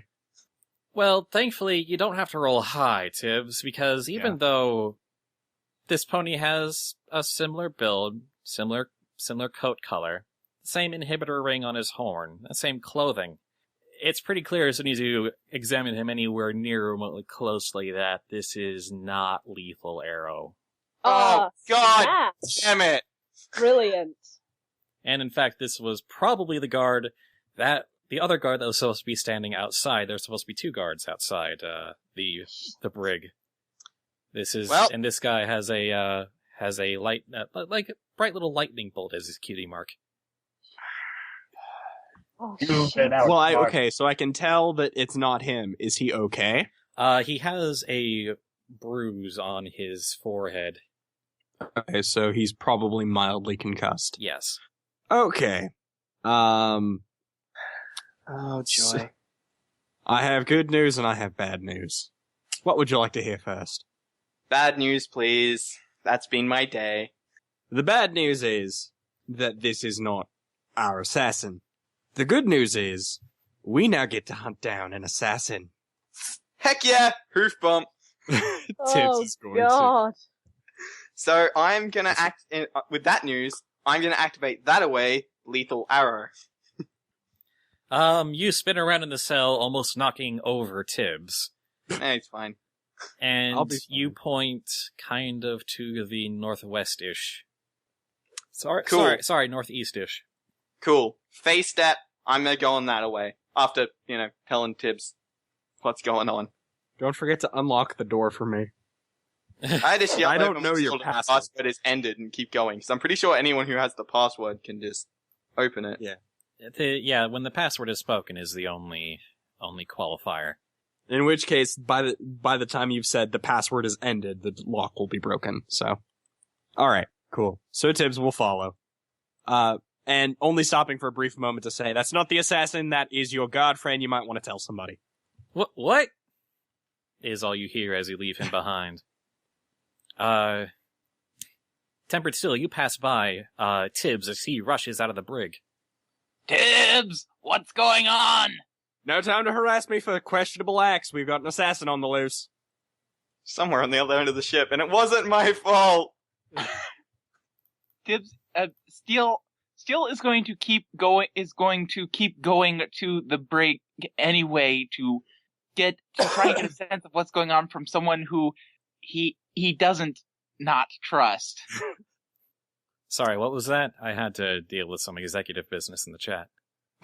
He's going to continue rushing to the brig to find out what is happening from someone other than the 2 people he was, going after. Stop. Yeah. Yes. You find out from the guard who is now in one of the cells trying to treat his friend that apparently one of the prisoners escaped and avoided suspicion by using a body double. Is there an alarm anywhere that can be pushed for jailbreaks or that kind of thing? No. Okay, would Steele have an idea what would he remember what the prisoner looks like? Sort of, yeah. Okay, he is going to rush back. He's going to try and rush to command center or somewhere else, somewhere with an intercom. Yeah, you can find an intercom pretty quickly, yeah. And try and get the message out over the intercom about the escaped prisoner. Alright, what do you just, you want to actually roleplay that, or? Is there someone who's there whose job is to work the intercom? Usually it's Devolt. Not really, no. It's just all the engineers, in the basic command center is just full of engineers just kind of, working on the machinery. Okay, Usually it's Chase whose job it is to send out announcements, but he's out on guard duty still. Okay. On the one hand, I'm not sure if it's a good idea to roleplay it because it'd probably make it worse, but on the other hand, that's probably a good reason to roleplay it because to ensure I can't just skip past that. We can skip past if it's making you that uncomfortable. We can just assume. Well, no, does he, okay, he's going to, as politely as possible with the urgency, request permission to use the intercom to give an alert about a prisoner escape. Once you mention prisoner escape, they're like, oh, well, yes, and he switches on the intercom for you. Warning, we have an escaped prisoner aboard Skyfall. The pony known as, it was what? Lethal what was Arrow. his name? As Lethal Arrow has escaped. He was last seen dressed as a guard, and then he's going to give Arrow's description over the intercom. Which I can't even remember anymore. But okay. And then he will repeat the message a second time just to make sure it gets out. Zenkarn, you hear something in your head. It sounds like Flotsam going, "What did you do?" Hey, it wasn't me this time. After Tempered Steel's second repeat of the message, the intercom clicks back on, and you hear Chase's voice say, "Found him." And I think he's done. Wait, I think he's done is in character? Or? Yeah, that's what he says over the intercom. What's... You mean you caught him and he surrendered? Anyone who... Maulers, would you, come out to the balcony of the ship and join me? Is that definitely Chase's voice? Yeah, that's definitely Chase's voice. Okay. Okay, Steel will go... Steel will say thank you to the engineers for use of the intercom, and Steel will go out that direction. Watson flaps frantically. She has a bad feeling about this. I'm, already headed out there, taking the most direct route possible. So Zenkarn gets there first. Wait. Can I... No way to get there! Firelight's just struggling in bed and stuff like, no! And Butter's doing that cat thing where Butter's just sat on your face. Trigger finally comes back and he heard the news and he's worried about you. Trigger, quick, to the balcony. You want what? You want me to just push you there? Yes! Okay, buddy. He goes over to the cot and sets up the wheels and starts rushing you out of the med bay.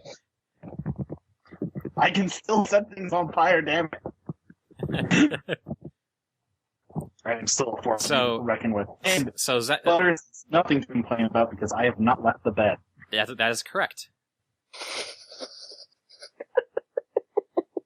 Zenkarn is the first to arrive at the scene of sorts, where Chase is just calmly standing on the balcony looking over the edge. I'll look over the edge with him. And you see a pony dressed as a guard, kind of rather far away from Skyfall, actually, kind of on the road heading north, a distance away. Flapping above him seems to be a dragon hybrid, possibly Swift, and also on the ground near him are a couple of the Hellhounds. And Chase just kind of looks out there and says, "I'm not sure who got to him first." Nice. I'd like to know I didn't let him out. He scrutinizes you for a second and says, "I probably believe you." Because let's be honest, if I let him out, he wouldn't have gotten caught. I probably believe you. Reasonable. So, what are you going to do with him now? Because me and Tibbs are going to have a conversation with him before he, left. Well, either he was running back to his employers, or he was just going to try and get out of the mall entirely. So he is dead then. Tempered. No, I'm just confirming that what I've heard is correct. That still doesn't ask that. Well, he took a sniper round from Swift, probably to the head, and then the Hellhound started. Well, it wasn't. Okay, it wasn't pretty from here. Okay, yeah, that pretty much confirms what I was. Lethal Arrow is quite dead. In that case, Bloodwings, let's go. I'm going to go out to greet them. Tibbs is going to sigh, turn to Chase, and go, "Any chance you could give me a quick lift off here? I don't feel like jumping." You could just, there's a ramp over on that side of the ship. Oh, fine. And he just picks you with no grace or care in any way, shape, or form. He just bodily lifts you up off the balcony and spreads his wings and just careens down towards the desert floor and just drops you unceremoniously onto the ground. Tibbs will look to Chase and go, "I understand that you're mad. I still give you about a 6 on the landing." He just chuckles and heads back up to his post. Okay, so Tibbs also heads towards the body. I'm guessing I'm guessing that Firelight gets the balcony last, right? Yeah, Flotsam gets there before you, and Chase explains the situation. Tempered Steel gets there. Javolt, I don't know if he expressed his desire to check out the situation. Possibly, but Weaver seems to be a bit tired at the moment. All right. Oh, yeah, and when Steele gets there, once he sees the situation, he'll check and see if Chase got the message. I got the message, yeah, but that issue is kind of resolved now. By the time I got the message, you were already on the intercom. By the time you got the message, omae wa moshiteru. No. Okay, once he's got that, Steele will use his hammer flight to jump off the ship and follow after the two of them. And Chase just watches with a really confused expression as you just hold onto your hammer and it levitates you off the balcony. I flap down too. And Flotsam just chases after. And then finally a Firelight appears on the balcony, being wheeled in on on his cot by Trigger. Okay, I'm here. What's going on? The assassin died running away. Where is he? Oh, there. And he points off in the distance. And probably a little bit over there. Oh, and I think there's just a little wee bit of him over there, too. It's all pretty much contained over there, just in many bloody pieces. A bloody mess. Someone took that perk. I'll just look to Trigger. Can you? What? I didn't catch that. I'll just look to Trigger and stuff. Can you keep pushing? What, all the way down there? How far is it? It's a good distance up the road. It's kind of his body and the people crowding around it are kind of specks. not like ants, but like it's pretty far away. More like puppies. And just all right, Trigger, take me back. You've still gotta get your strength, Firelight. No fun when you can't walk. Well, but you get to rest, and you don't have to be part of all this craziness. I don't want to be a part of the crazy. You and your microphone need to rest. Well, I guess all I can do now is rest. Alright, so Zenkarn and later Tibbs and the rest, other than Firelight, arrive at the scene. And where Swift notices you approaching overhead and lands, as does Diesel and Bella. And Diesel just nods at Zenkarn as he approaches, and Swift says, yeah, this was the assassin, right? I didn't get that wrong? Yep, that was the assassin. I know you do necromancy. I'm sorry, but I kind of blew his brains out. Is that a problem? No, not really. Okay.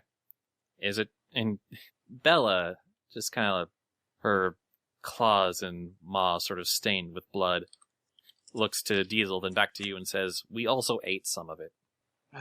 Which bit did you eat? Diesel kind of looks ashamedly down at the ground and says, part of the head.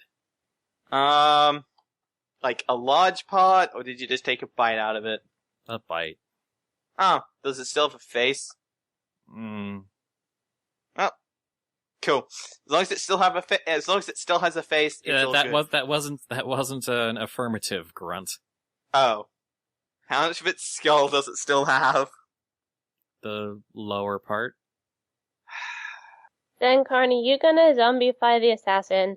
Touch a creature's corpse or skeleton, call its soul back into its body, must have at least have its skull or face. You empower the creature to speak, even if it's decayed enough it shouldn't be able to. I'm assuming I don't have enough of a head, is what you're telling me. As you get closer, you can actually see the mangled corpse. And, the hellhounds just kind of tore into it. Hey, what happens if I do that? There was even it looks like there was some energy involved as well, because parts of it looked scorched and turning into ash before your eyes. But, what? I still have a corpse, right? In several bloody pieces, yeah. Oh. Aw, man, I'm never gonna get to use that ability. What were you thinking of using? True reanimation. You were gonna bring the dead assassin back to life. Yep. You don't at all see how that's, He's surrounded by 3 hellhounds, the Maulers, and Swift. Where's he gonna go? And I can also just, whenever I want. So it's literally like banish the soul back whenever I want. So. And you don't think he'd prefer that to being tortured? It's a moot point anyway. He can't do it. Makes you think he cares about what the dead assassin feels about torture. Plus, I can just force him to answer questions anyway, because it's also part of true reanimation. Flotsam is just kind of blinking at the dead body, then kind of weighs up and calls out, "Thanks, Swift!" and then looks at the hellhounds. "Thanks, Bella, thanks, Diesel, thanks, Teddy." Teddy isn't actually there. "Thanks, Bella, thanks, Diesel." Good job, you two. Also, at least left me something to work with. Yeah, Zenkarn, what did you want to do with the assassin anyway? There's stuff to work with. Like, mostly I just wanted to know how he got out of his cell at this point. Zenkarn, Tibbs, what is your deal? What is... Tibbs, you answer that. I'm done with this conversation. If he hasn't figured it out by now, he's not figuring it out. Tibbs is trying to examine the body. Is there enough to, what's available to stitch back together? The limbs, the torso, mostly intact. Like, they only got a couple of... They kind of eviscerated him and took some bites out, but it's mostly there, just kind of covered in blood. And the head's mostly gone, right? And the head's kind of in bad shape. Partially shattered from the bullet. Partially... Flotsam kind of tilts her head on one side, then says, "Well, you guys have fun. I'm gonna go to the brig and ask one of the other prisoners how he escaped." And she flies off. That's the boring way of doing it, you know it. Really? You two are just gonna... shenanigans in the brig. What is your problem? Tibbs is going to look at Steele and go, "You are going to judge us for attempting to deal with and potentially kill an assassin. An assassin who I'm going to remind you tried to run away either to escape or to reaffirm his position to his bosses." I am judging you for unilaterally deciding that you two could just walk around and do whatever you want. Can't we?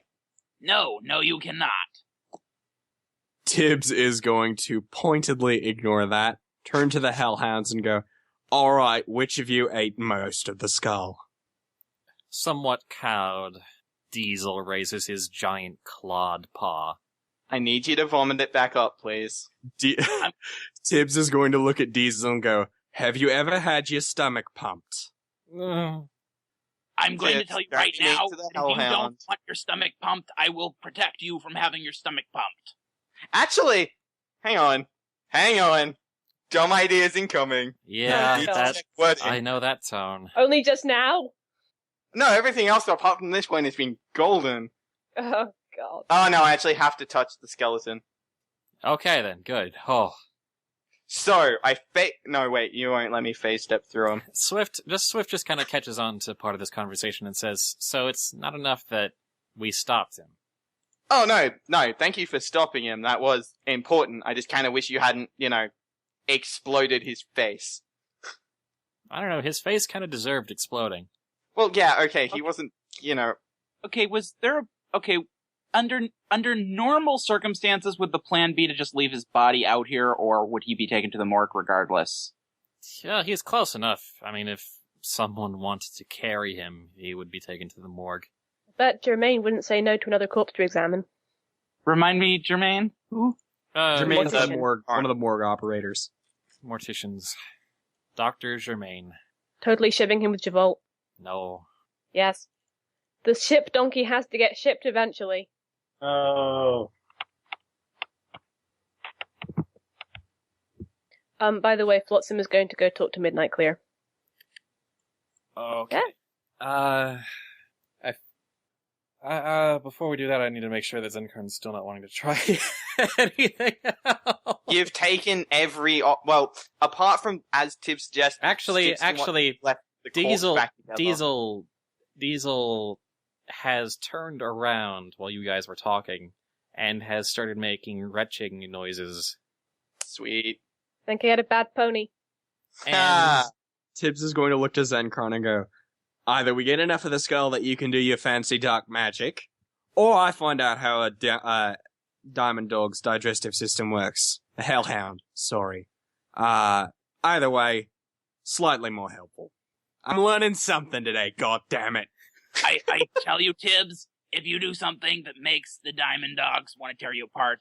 I'm pretty sure the Hellhounds will deal with that if that comes along, Tempered. Well, I'm telling you, I will probably have no inclination to protect you from them.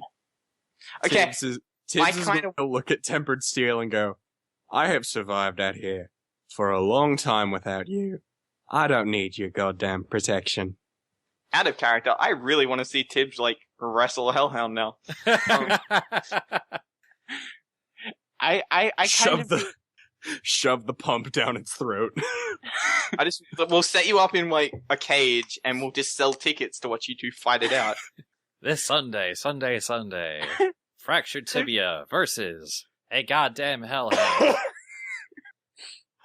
There's a part of me that wants to see that happen now too, but probably for different reasons. Alright. So how much of it did he throw up? Unless you want to move on to Flotsam. Oh, I so want to describe what happens next, though. Okay. No. Look, we were gonna go into gory detail about what we were gonna do, so I mean, it's only fair. He vomits up most of the top half of a skull and some brain matter. Ugh. It's gross. It's gross. Is it enough skull to put back together? It looks like it could be enough if you're skilled enough. Is this a heal check? Because you're trying to sort of repair such a body back together in the middle of a desert. Sort of. There's not really another medical skill. Can I use my autopsy freaky knowledge to aid Tibbs? Yes, you can. So both of us roll heal checks? Diesel just kind of starts to look a bit green and stumbles back towards the ship. Bella mutters... Bella mutters something about how ponies are not that tasty uncooked anyway and follows after him. Swift does not really have the stomach to watch what happens next. Theoretically, you could treat it like putting together a jigsaw puzzle and make it a base precision. I'm not going to try and put more thought into this than I have to. Yay! I rolled a 32 for let's see if we can put your stupid face back together. Alright, so plus 10 for base heal, plus 5 autopsy check. I almost don't want to roll this, I'm going to get a nat 1. 34. Hey. Tibbs is also going to call after Bella and Diesel and say, hey, make sure that he gets something else into his system. No sense wasting all those nutrients. Also, probably needs to make sure he doesn't throw up some more. Bella just looks back and nods. Because what else are you going to say to that? Screw you, Bernie. How dare you care for me? Flotsam was doing something, right? Something else? Yeah. And Flotsam was doing something intelligent. Okay. Wow, Flotsam didn't involve messing around with the dead body. We're not getting to any of the content I planned for today. This is great. You planned content?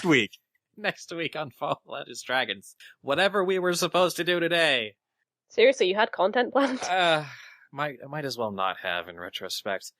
Okay, so Flotsam was doing something, and yes, I know those rolls you made. We will see the results of those in a bit. Flotsam was doing something, right? Yeah, she's going to the brig. Brig, right, to talk to the...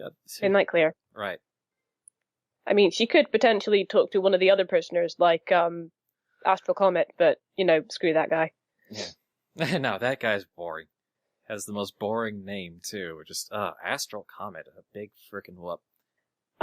She'll ask one of the guards if she can go in. There's quite a few more guards now in front of the brig. And, Hello.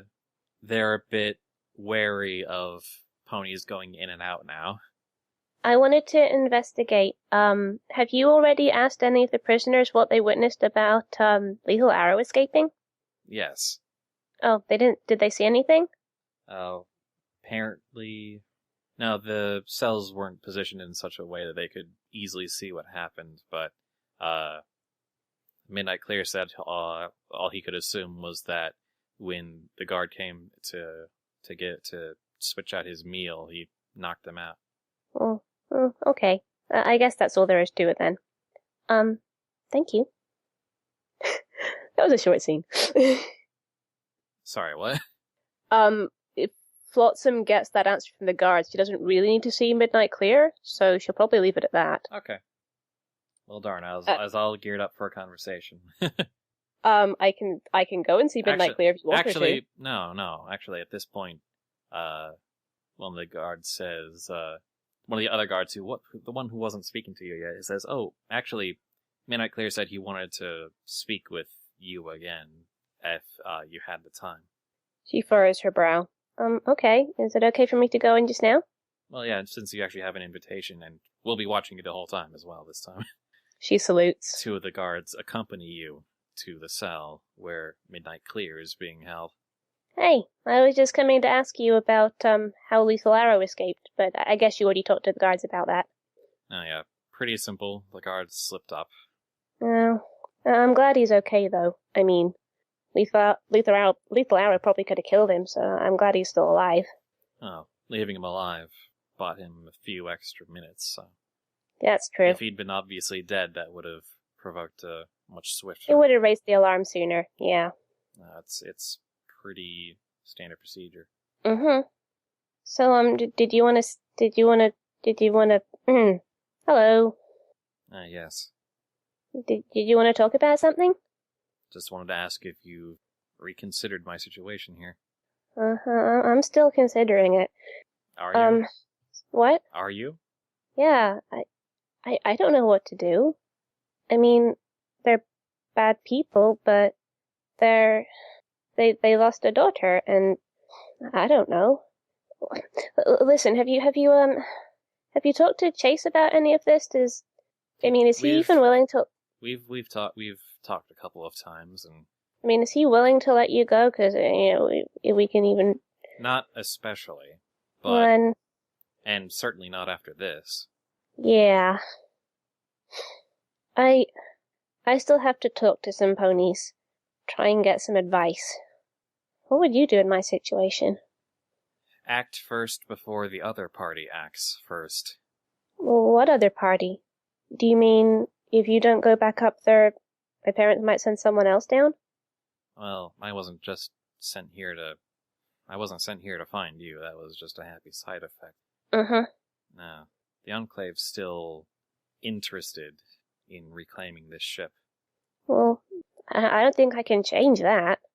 I mean, unless you think they'd leave us alone if I asked them to.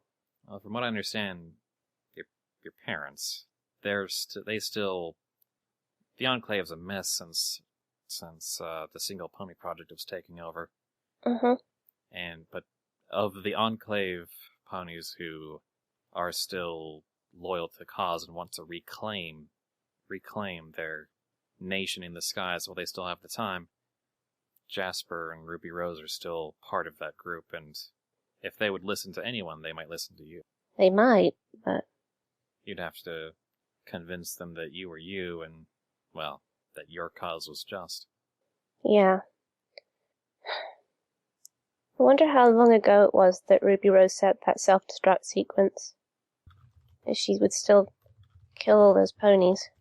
I'm not gonna try and tell you that the Enclave loyalists are the most reasonable ponies in the world, but...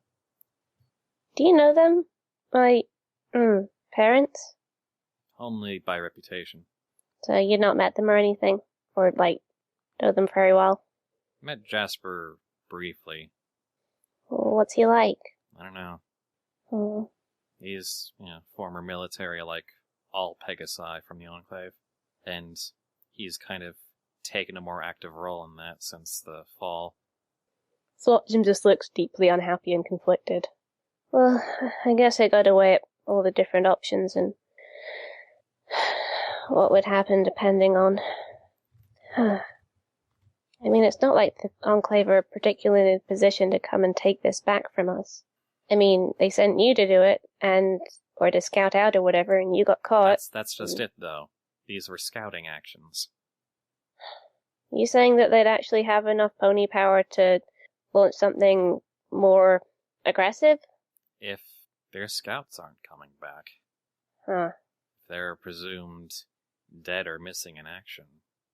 Well, maybe we can do some kind of deal. I still need to talk to folks about it. Just... you seem like a good kid. I just wanted you to be aware. Thank you. I honestly, at this point, I don't see my chances being terribly high, even with you on my side. Especially after this, so... Yeah. Maybe don't try and escape, cause, I don't know if you heard, but that went really badly for Lethal Arrow. No, what happened to him? Well, he's in about 4 pieces right now. Okay, say no more. Yeah. You've have hellhounds aboard now. You've got a lot of dangerous entities aboard this ship. I tend to think of them more as powerful allies. All the same, even if the Enclave does try to take this ship, they're going to have a tough time of it, but they also have power armor, and they still might have a few working cloud ships after the assault. Maybe if you get to report back, you could tell them that, it's not worth having, for the trouble it would be. I would certainly try, but... You'd do that? Well, they're starving for intel at this point. I mean, or maybe, don't you want... Or at least I assume. I mean, it's only been a few days since I was out. They might have taken other action since I stopped reporting in. Sure, but doesn't it matter to you that the Enclave get this ship back?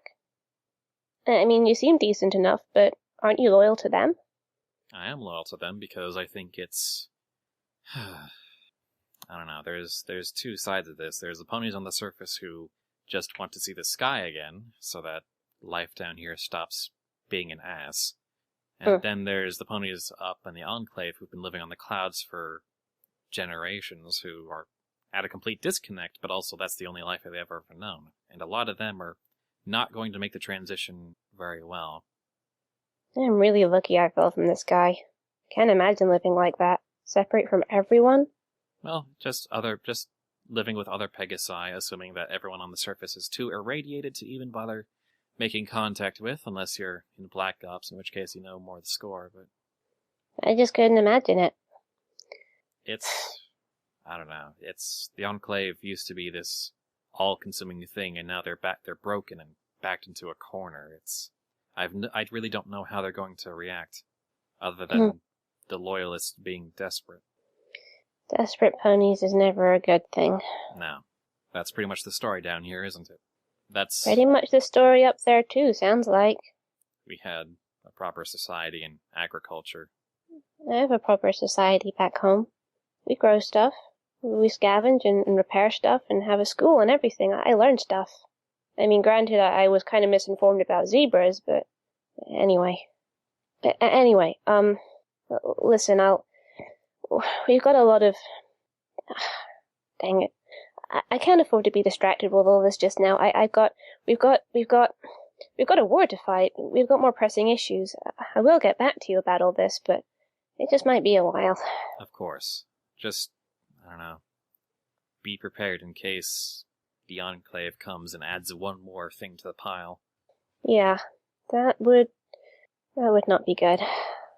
Don't worry, it's not too far down on my list. Let's see. Number 1, kill the executive. Number 2, vanquish the cult. Number 3, figure out about the Enclave. Yeah. Well, dragons, too. We've got dragons. Oh, yeah, that's on there, too. I'm sure I can get that all done by the end of the week. It'll be fine. You're something special, Flotsam. You stay safe. Thanks. You're not what I expected an Enclave pony to be. Well, a pony has to choose sides. That doesn't mean they can't think about the other one. She just smiles, waves, and looks at the guards for them to escort her back to the exit. And you are escorted.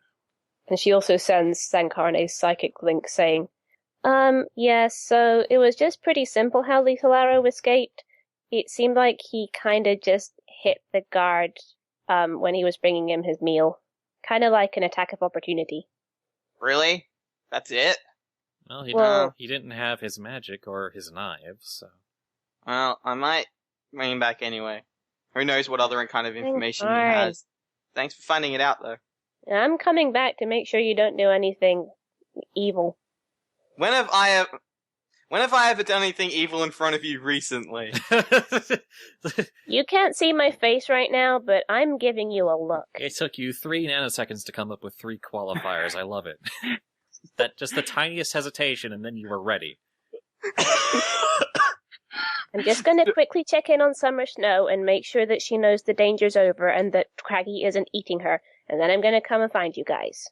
Okay. If there is more carnage, so help me, Celestia, I will do something that I haven't thought of yet. Oh, who am I gonna carnage? You know, I'm not even going to answer that. We should probably define we should probably define what recently is in this context. Nah, that's fine. It's better as a vague joke. Yeah. That said, even in front of you is not a great qualifier because she can read your thoughts. Yeah, but she can't read all my thoughts. Yeah, it's not a perfect mind link, just they have to actively concentrate on sending each other messages. Now, how often does Zenkarn send messages? Depends on the day and what we're doing. So, your rolls earlier, those heal checks. 32 for Tibbs and 34 for Zenkarn's support with his anatomical freaky knowledge, and truly freaky at that. And Steel is no longer present. He marched back to Skyfall. Yep. Oh, sweet. It's pretty much just you two out there now. And the body. Oh man, we did all that prep for nothing. Right, cool. So, we put the skull back together? You rolled fairly high. You're able to reconstruct and stitch back together, at least so that it's one contiguous bit of skin, the entire body and most of the face. He's got kind of bits missing from the back of his skull and whatnot, but you were able to find, and he's kind of missing an eye, but you were able to get most of the parts from the vomit. Does he still have the inhibitor ring? Or did he lose that? Yeah, he lost that. Does he still have a horn? It's pretty broken. But is he still something he's able to channel through? Yeah, unicorns are able to channel through broken horns, sort of. It's somewhat weakened and somewhat kind of uncomfortable to use, but it's possible. Man, he is super useless. Alright. Well, Tibbs, you ready? Sorry, I just realized I was muted. Real fast, so it's just Tibbs, Zenkarn, and the body, correct? Swift left, the Hellhounds left, Tempered Seal left, Flotsam left. Yeah, it's just you guys. Alright. So, Cuteless and I were talking in that meanwhile, and, I said a thing that Tibbs is going to, pass on to Zenkarn. Yes. Namely, he's going to, I presume that, the whole, so should I use Speak to the Dead or True Reanimation? I'm gonna assume that was there was an in-character sort of conversation going on there while they were piecing the bits back together. Yes. So, Tibbs, having talked out what specifically there is going to leave the scene and say, I'm going to get those ingredients ready. Let me know if you need anything. Can do. And he's going to leave him with a sheet of paper, one of Tibbs's chemical sheets, and a match. Sweet. In which case, I will then start True Reanimation. Remind me the mechanics of that. Post in chat. Oh, do I have rope on me? You can generally assume that one of your group has some rope on you. Well, whatever. I do something to tie his legs together anyway. Okay. We'll say Tibbs left some rope. Yeah. Cool. Posting in the chat. True animation, once a day, prep time, 30 minutes. Perform this ritual on a corpse. If possible, the creature's soul returns to the corpse and they become a self-aware undead entity. The animated corpse retains all abilities it had in life. You may ask it 3 questions that it has to answer honestly, after which the soul will be bound to the corpse next week or until you banish it back. The reanimated creature is not required to serve you, but it may not take any action that will result in your personal harm. So you start upon your ritual for 30 minutes. Yep. Flotsam, you get there as he's kind of well into it, but still a ways to go on the ritual itself. So, what's your plan? I'm bringing the dead back to life, as is my regular plan. Yeah, I can see that, Zenkarn. What are you going to do once he's come back to life? Asking some questions, see what he wants to do with his life, and then... His unlife. Well, yeah, his unlife, and then probably just drop him back into the abyss. You're nice, you know that? Real nice. I know. Hey, why was Steel so mad at you guys anyhow? He seemed to be shouting at you as I left. Steel doesn't agree with some of the things that we do. Both myself and, Tibbs. Eyebrow raise. I know, I don't understand it either. Considering how, seriously Steel takes doing things right, I'm kind of worried. Steele's method of dealing with things is, halfway concentrating on this ritual. He wants to take a very much more moralistic approach to the wasteland. Well, I like to think that both myself and Tibbs are more, realists on how things will actually work. Realists, the necromancer said as he drew his magic circles and did his magic dance. Can't remember if I actually have a chant for this one. I might. I'd better not distract you too much. I don't want you to get the thing. I don't want you to get the ritual wrong and have him in eternal suffering or anything like that. Oh, he should be fine. I don't think he has the capacity to feel pain. I don't know. I actually haven't done this one before. Yeah. You sound upset. What's wrong? Zenkarn, you don't hurt ponies more than you need to, right? No. I wouldn't say I would. Why? I don't know. Sometimes I just kind of worry about you. And Tibbs. I mean, it's not like I've seen you, do anything really bad or anything like that, but I don't know, I guess it's just a weird feeling I have. I'm not gonna lie to you, Flotsam. When asking questions, if magic isn't working, I do prefer a much more hooves on approach.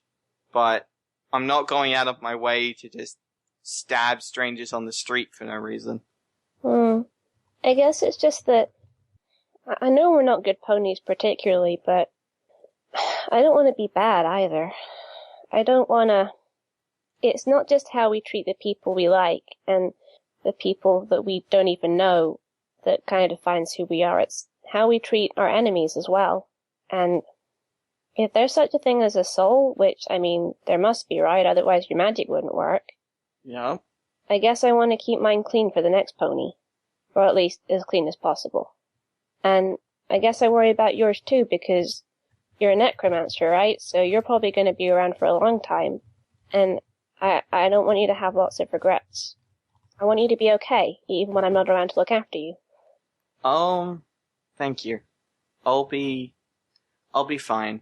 I'll be fine. And you're doing a very, very good job of keeping yours clean. Trust me, I would know. Kill ponies, Zenkarn. Welcome to the wastes, Watson. I know that's harsh, but that's the way the world works at the moment. And by fighting like you do, we might eventually get to the point, but you don't have to kill ponies here anymore. And we don't have to do stuff like this anymore. That'll be nice. It will be. I'm just gonna watch you work for a while, okay? Yeah. Who knows? You might learn something. I'm gonna take notes. And she pulls some paper out of her saddlebag and a pencil. Okay, then. Sorry!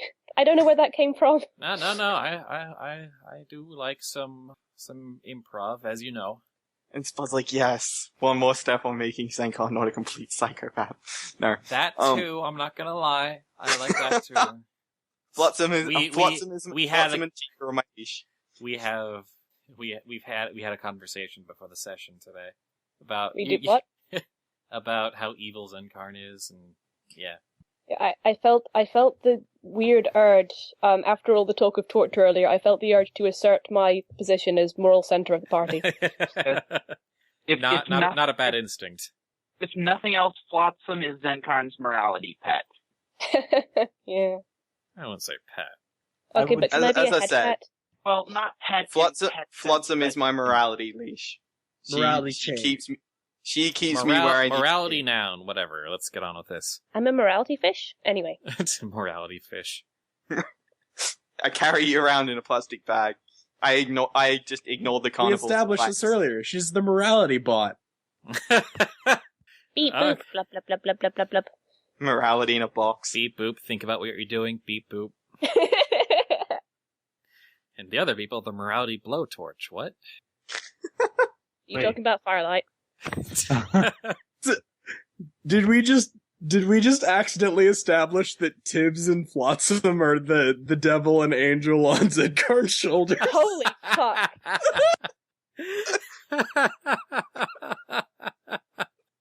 Oh, and now morality X is a meme. Here we go. The chat is taking that on. I want morality in a box as a shirt. Morality grenade, morality scalpel. Anyway, so your 30 minutes comes up. Yay! And the stitched together, almost Frankenstein with bits missing of a pony, kind of stirs to wakefulness, necromantic energy coursing through him, binding his soul back into his body. He groans blearily, not quite understanding what's happened to him before he tries to get onto his hooves and gets a sense of himself. And then he goes, oh god. Hi, Lethal. You left before we had a chance to finish our deal. He looks down at himself and back up at you and says, this is exactly what I wanted to avoid. Well, then you shouldn't have run away, should you? True or false, you were going to torture me for more information. Flotsam puts her hook Sure. up. I'm not gonna let her. Hey! I'm not letting you torture him. Are you sure? I look down at Flotsam like, are you sure you still want to be here? You're not gonna torture him. She folds her forearms. I don't need to torture him. I can just force him to tell me what I want. Well, that's okay then. Alright. So, you brought me back. What do you want? Oh, just some more information. You're going to be very disappointed. Yeah, probably. So, who exactly did you work for, directly?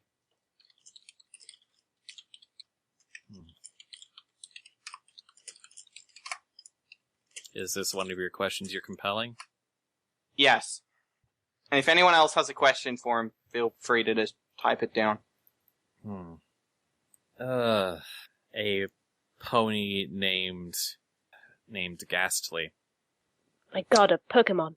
He's a sort of a fixer out in the wastes. He was the middle pony who gave me the assignment, explained who it came from and what the purpose was. I see. Next question. Just waiting for Dan. Hey, Danny, if you want to just ask, feel free. Or just pretend I'm asking. Can you list off all of the ponies that you currently know are working for the executive? I asked that. The answer is yes, and then he stops. Damn it. Well, it's generally when you're compelling magical truth, I assume, to the fullest extent without modification. Yeah, that's fair. Just so I don't be a dick who screws up wishes like that. Well, to be fair, this is Zenkarn asking the question, so. Anyway. So is that the question you try to ask? Yes. He lists off a bunch of names. I do not have the energy to invent one after the other. How many, number-wise? About 9 or so. Mostly all colleagues of his. Of course they are. Anyone else have a question they want to ask while we're here? No? Oh, well, actually I have one. Oh, yeah. I'll since I'm there in character. Flotsam tugs on Zenkarn's, armor. Hey, maybe we should ask him if he knows where the executive is right now. Good point. I mean, I don't know if it would help. If he's in, like, the Red Scale Cathedral, we probably can't get to him, but I don't know. Maybe if he could tell us... What? Sorry. Maybe if he could tell us how to get to him. I don't know. Could you list off the last known locations of the executive, including from most recent to least recent? I never had any direct contact with him, but the last I heard he was either in the Red Skull Cathedral or there's supposed to be a cave nearby, either underground or in the mountains, where the Dracolich Vasuki is held. And generally, from what I heard, it would be in one of those two locations. So the mountains... But those were the words I heard. So the mountains and where, sorry? I don't know whether it's underground or in the mountains. I just know there's a cave of some kind. Somewhere near Vasuki, cool. Flotsam is scribbling a very primitive map with the cult of Tiamat and a cave and an arrow and a little drawing of Vasuki. That's true. Eskark wonders what happened to Mr. Pickle. Poor Mr. Pickle. I'm happy to ask that. The rest of you guys don't have any issues with it. Well, you've used your 3 questions now. Oh, well, it doesn't stop me from asking him stuff. No. So, what happened to the actual Mr. Pickle? Just out of curiosity. The actual impeccable Mr. Pickle? Yeah, that would be the one. Killed him, took his things, dumped him by the side of the road. Fair. Another pony corpse who was going to take any special notice of that, especially without any belongings on him identifying him. New side quest unlocked. Reviving Mr. Pickle. Don't tempt me. Watson does look sad. He just wanted to make ponies happy. He was very trusting. I can imagine. He ran a puppet show. I don't like you. What? Where did you think you were going to go? Out of the maw. Away from all of this bullshit. You failed executive, and you thought you were going to get to leave. I knew they would be risky, but by the time you started questioning me, I figured it would be riskier to stay, and I was right. Well, I did honestly give it a good go to try and get you out so you could, work for me. You did what? I talked to Chase about it. I was going to run the first opportunity you gave me. If not, just try and kill you. Zenkarn, that's the kind of thing you really need to talk to the rest of us about. Yeah, but then you guys get all moralizing, and it's just easier. That's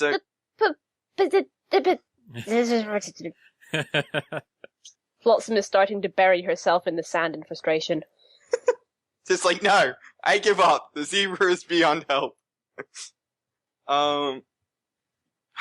Well, what do you want to do now that you're an undead abomination? How long does this last? A while. How long is a while? A while. And, well, I mean, you have 2 options at this point, I guess. Want to hear them? I don't know. Part of my face is missing. I don't know how many options I'll have. Well, you can either work for me, like we initially agreed. Yeah, because I'll be very useful like this. I'm sure you can still beat something to death. Or, how did Tibbs put it? Or, we put you in a barrel for the week that you're alive and dissolve your remaining body with a low concentration of acid. Tibbs is currently getting the barrel ready. Flotsam just emerges from the little sand pile she's been digging herself into. Those are both horrible ideas. We could just let him walk around like this if you prefer. You could just banish his soul back to wherever souls go, and then maybe that soul will have a better chance at life the next body it goes into. I could, but he did just admit he was going to betray me, and I don't really take betrayal particularly well. Flotsam floats up so that she's level with your face, puts one hoof on either side of your face, and just kind of stares into your eyes and goes, Zenkarn, this is what we call learning a lesson about trying to recruit an assassin. Of course he was going to try and kill you. He's an assassin. Yeah, but he could have at least done what I wanted him to do first. I mean, come on, have some professional pride. She just kind of bonks her head against your, skull mask. I pat Flotsam reassuringly. Which is not reassuring in any way, shape, or form. I'm gonna just have to check in on you every day. No, every hour. Make sure you're not doing something evil or stupid. Despite himself, the corners of Lethal Arrow's mouth raise a little bit. And he says, that's the first time the second time one of you has actually gotten to me. That's actually a fairly horrifying prospect. What? Flotsam checking up on me every couple of hours? No, dissolving in acid like this. Oh, yeah. I'm actually not entirely sure if you can still feel pain. I'm pretty sure you can, though. Can I find out? It's a new ritual. I haven't actually done this before. Hell, I'm half surprised it worked. Flotsam is just kind of burying herself in the sand again. Maybe I wasn't misinformed about zebras. Ow, man. Yeah, that would suck in multiple different ways. I don't know. So yeah, what do you want to do? Something tells me being anywhere near you would just be inviting more pain. That would also possibly keep you alive longer, but, you know. I want nothing more than to move on now. Alright. To be free of this insanity. I look at him. I look at Flotsam, who I assume is still burying herself in sand. A little I bit. look at him. Fine. I guess I got my test run done, so at least I know this worked. Congratulations. Thank you. Anything you want to tell me before you go that could potentially be useful? You've basically got everything. I was just a hired knife. And fair enough. Flotsam actually... wait. I have one question of my own. Shoot. You've answered plenty of mine. Seems only fair I answer some of yours. The creature that subdued me before, what was that? Which one? The Hellhound or the Hybrid? No, the first time. Oh, the Changeling. Changeling. So I guess I still kind of loved her. Flotsam pokes her head out from the side of the little mound she's made. You know, I don't know much about what happens to souls after they pass on, but maybe you could find her and apologize for what you did to her. Not for what I did. If it's... And at that point he clams up and doesn't look like he wants to say any more. I'll walk over, pat him on the shoulder, and just say, if it's any consolation, what actually happens after you die cleanses all memory. So, if she did suffer, she won't remember any of it. And at that point, dissolve. So he just goes flop back to being a corpse. Yep, the corpse flops on the ground. Zenkarn, that was almost kind. I know, I'm disgusted with myself. I'm proud of you. She flies up and sort of ruffles his mane. Oh. Okay, maybe you should go and tell Tibbs not to bother with that barrel of acid because wow. Oh yeah, can you message him? And I give her the match and the paper as I start untying the corpse. Ooh, fire. She makes a little note saying, corpse dead, don't bother with acid, and then draws a little doodle of, a pony with X's for eyes. And burns it. I guess a picture would fit on the paper.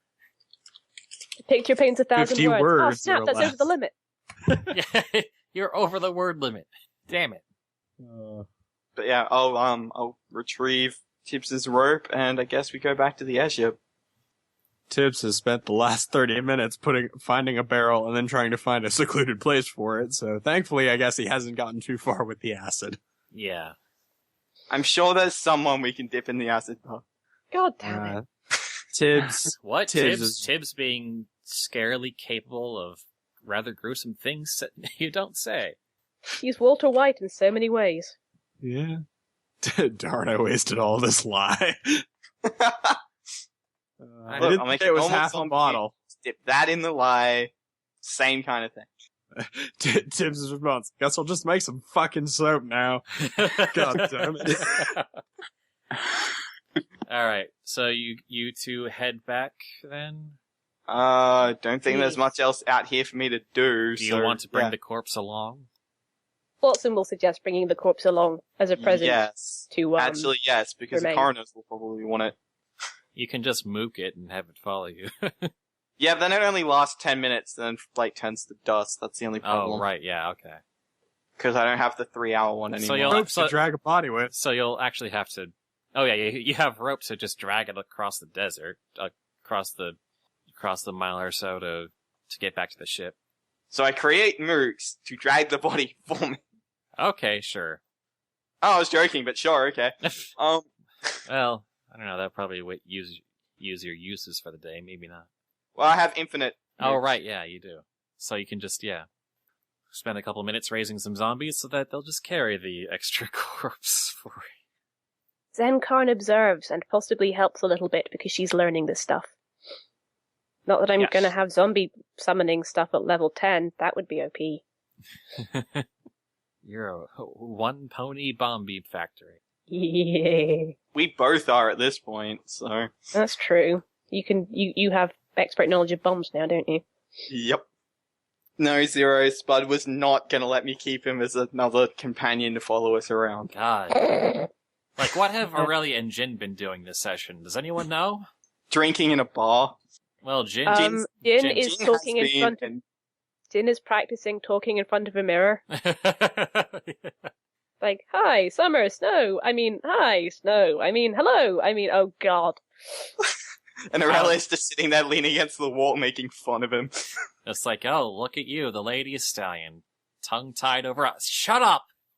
How long have you been standing there? Exactly. Can you make that a Stories from the Mall, please? Maybe, yeah. I'd read the crap out of that. I don't know, maybe just take suggestions or something, but I've got enough stuff to write as it is. Anyway, as you and the mooks come back towards the ship and the ramp thing connecting the main gateway to the ground, Mayor Chase, no longer in his guard uniform, but in his sort of regular outfit, is there to greet you. Hi, Chase. Hey. So you guys done with the assassin out there? Yep. I got to practice. It was great. Alright. Well, if you're going to join us, you better get inside and get ready. We might actually be lifting off sometime in the next couple hours. It's gonna be pretty exciting and also hectic. Oh boy. Oh my gosh. I'll make sure I'm by the cloud actuators. Oh, but I gotta go do a thing first. And she zooms off. Say hi to Dr. Germain for me. Will do. Hey, side note with approval, after heading out, Steele went to buy a strong bottle of alcohol, and then he went and sat on the edge of the cloud ship looking out in the direction of where Zenkarn and Flotsam were. So, yes, so he was sitting out, so they would see him if that means anything. Alright. You are acknowledged. How much does that cost? Probably Flotsam. How much would that cost in caps? You can haggle it down to like 50 caps. Okay. And at that point, I think, after all that, as the ship gets ready to take off. Oh, okay. A little while later, Chase gets a love cat comes up to Mayor Chase and hands him a "sorry you had to put up with my psychopathic friend" card. Yay! I also want that on a shirt. There is a Flotsam drawing of teeny tiny Zenkarn inside it.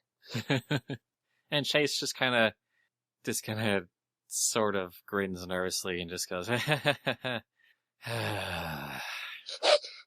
Poor Chase. And on that note, it was probably commissioned by Zencard.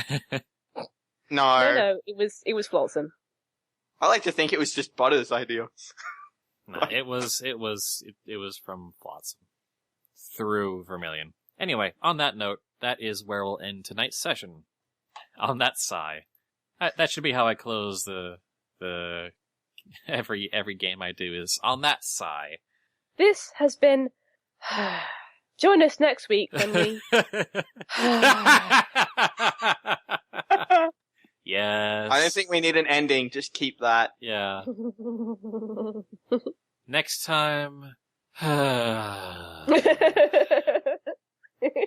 Exactly that. This has been Fall It Is Dragons. Thanks for listening.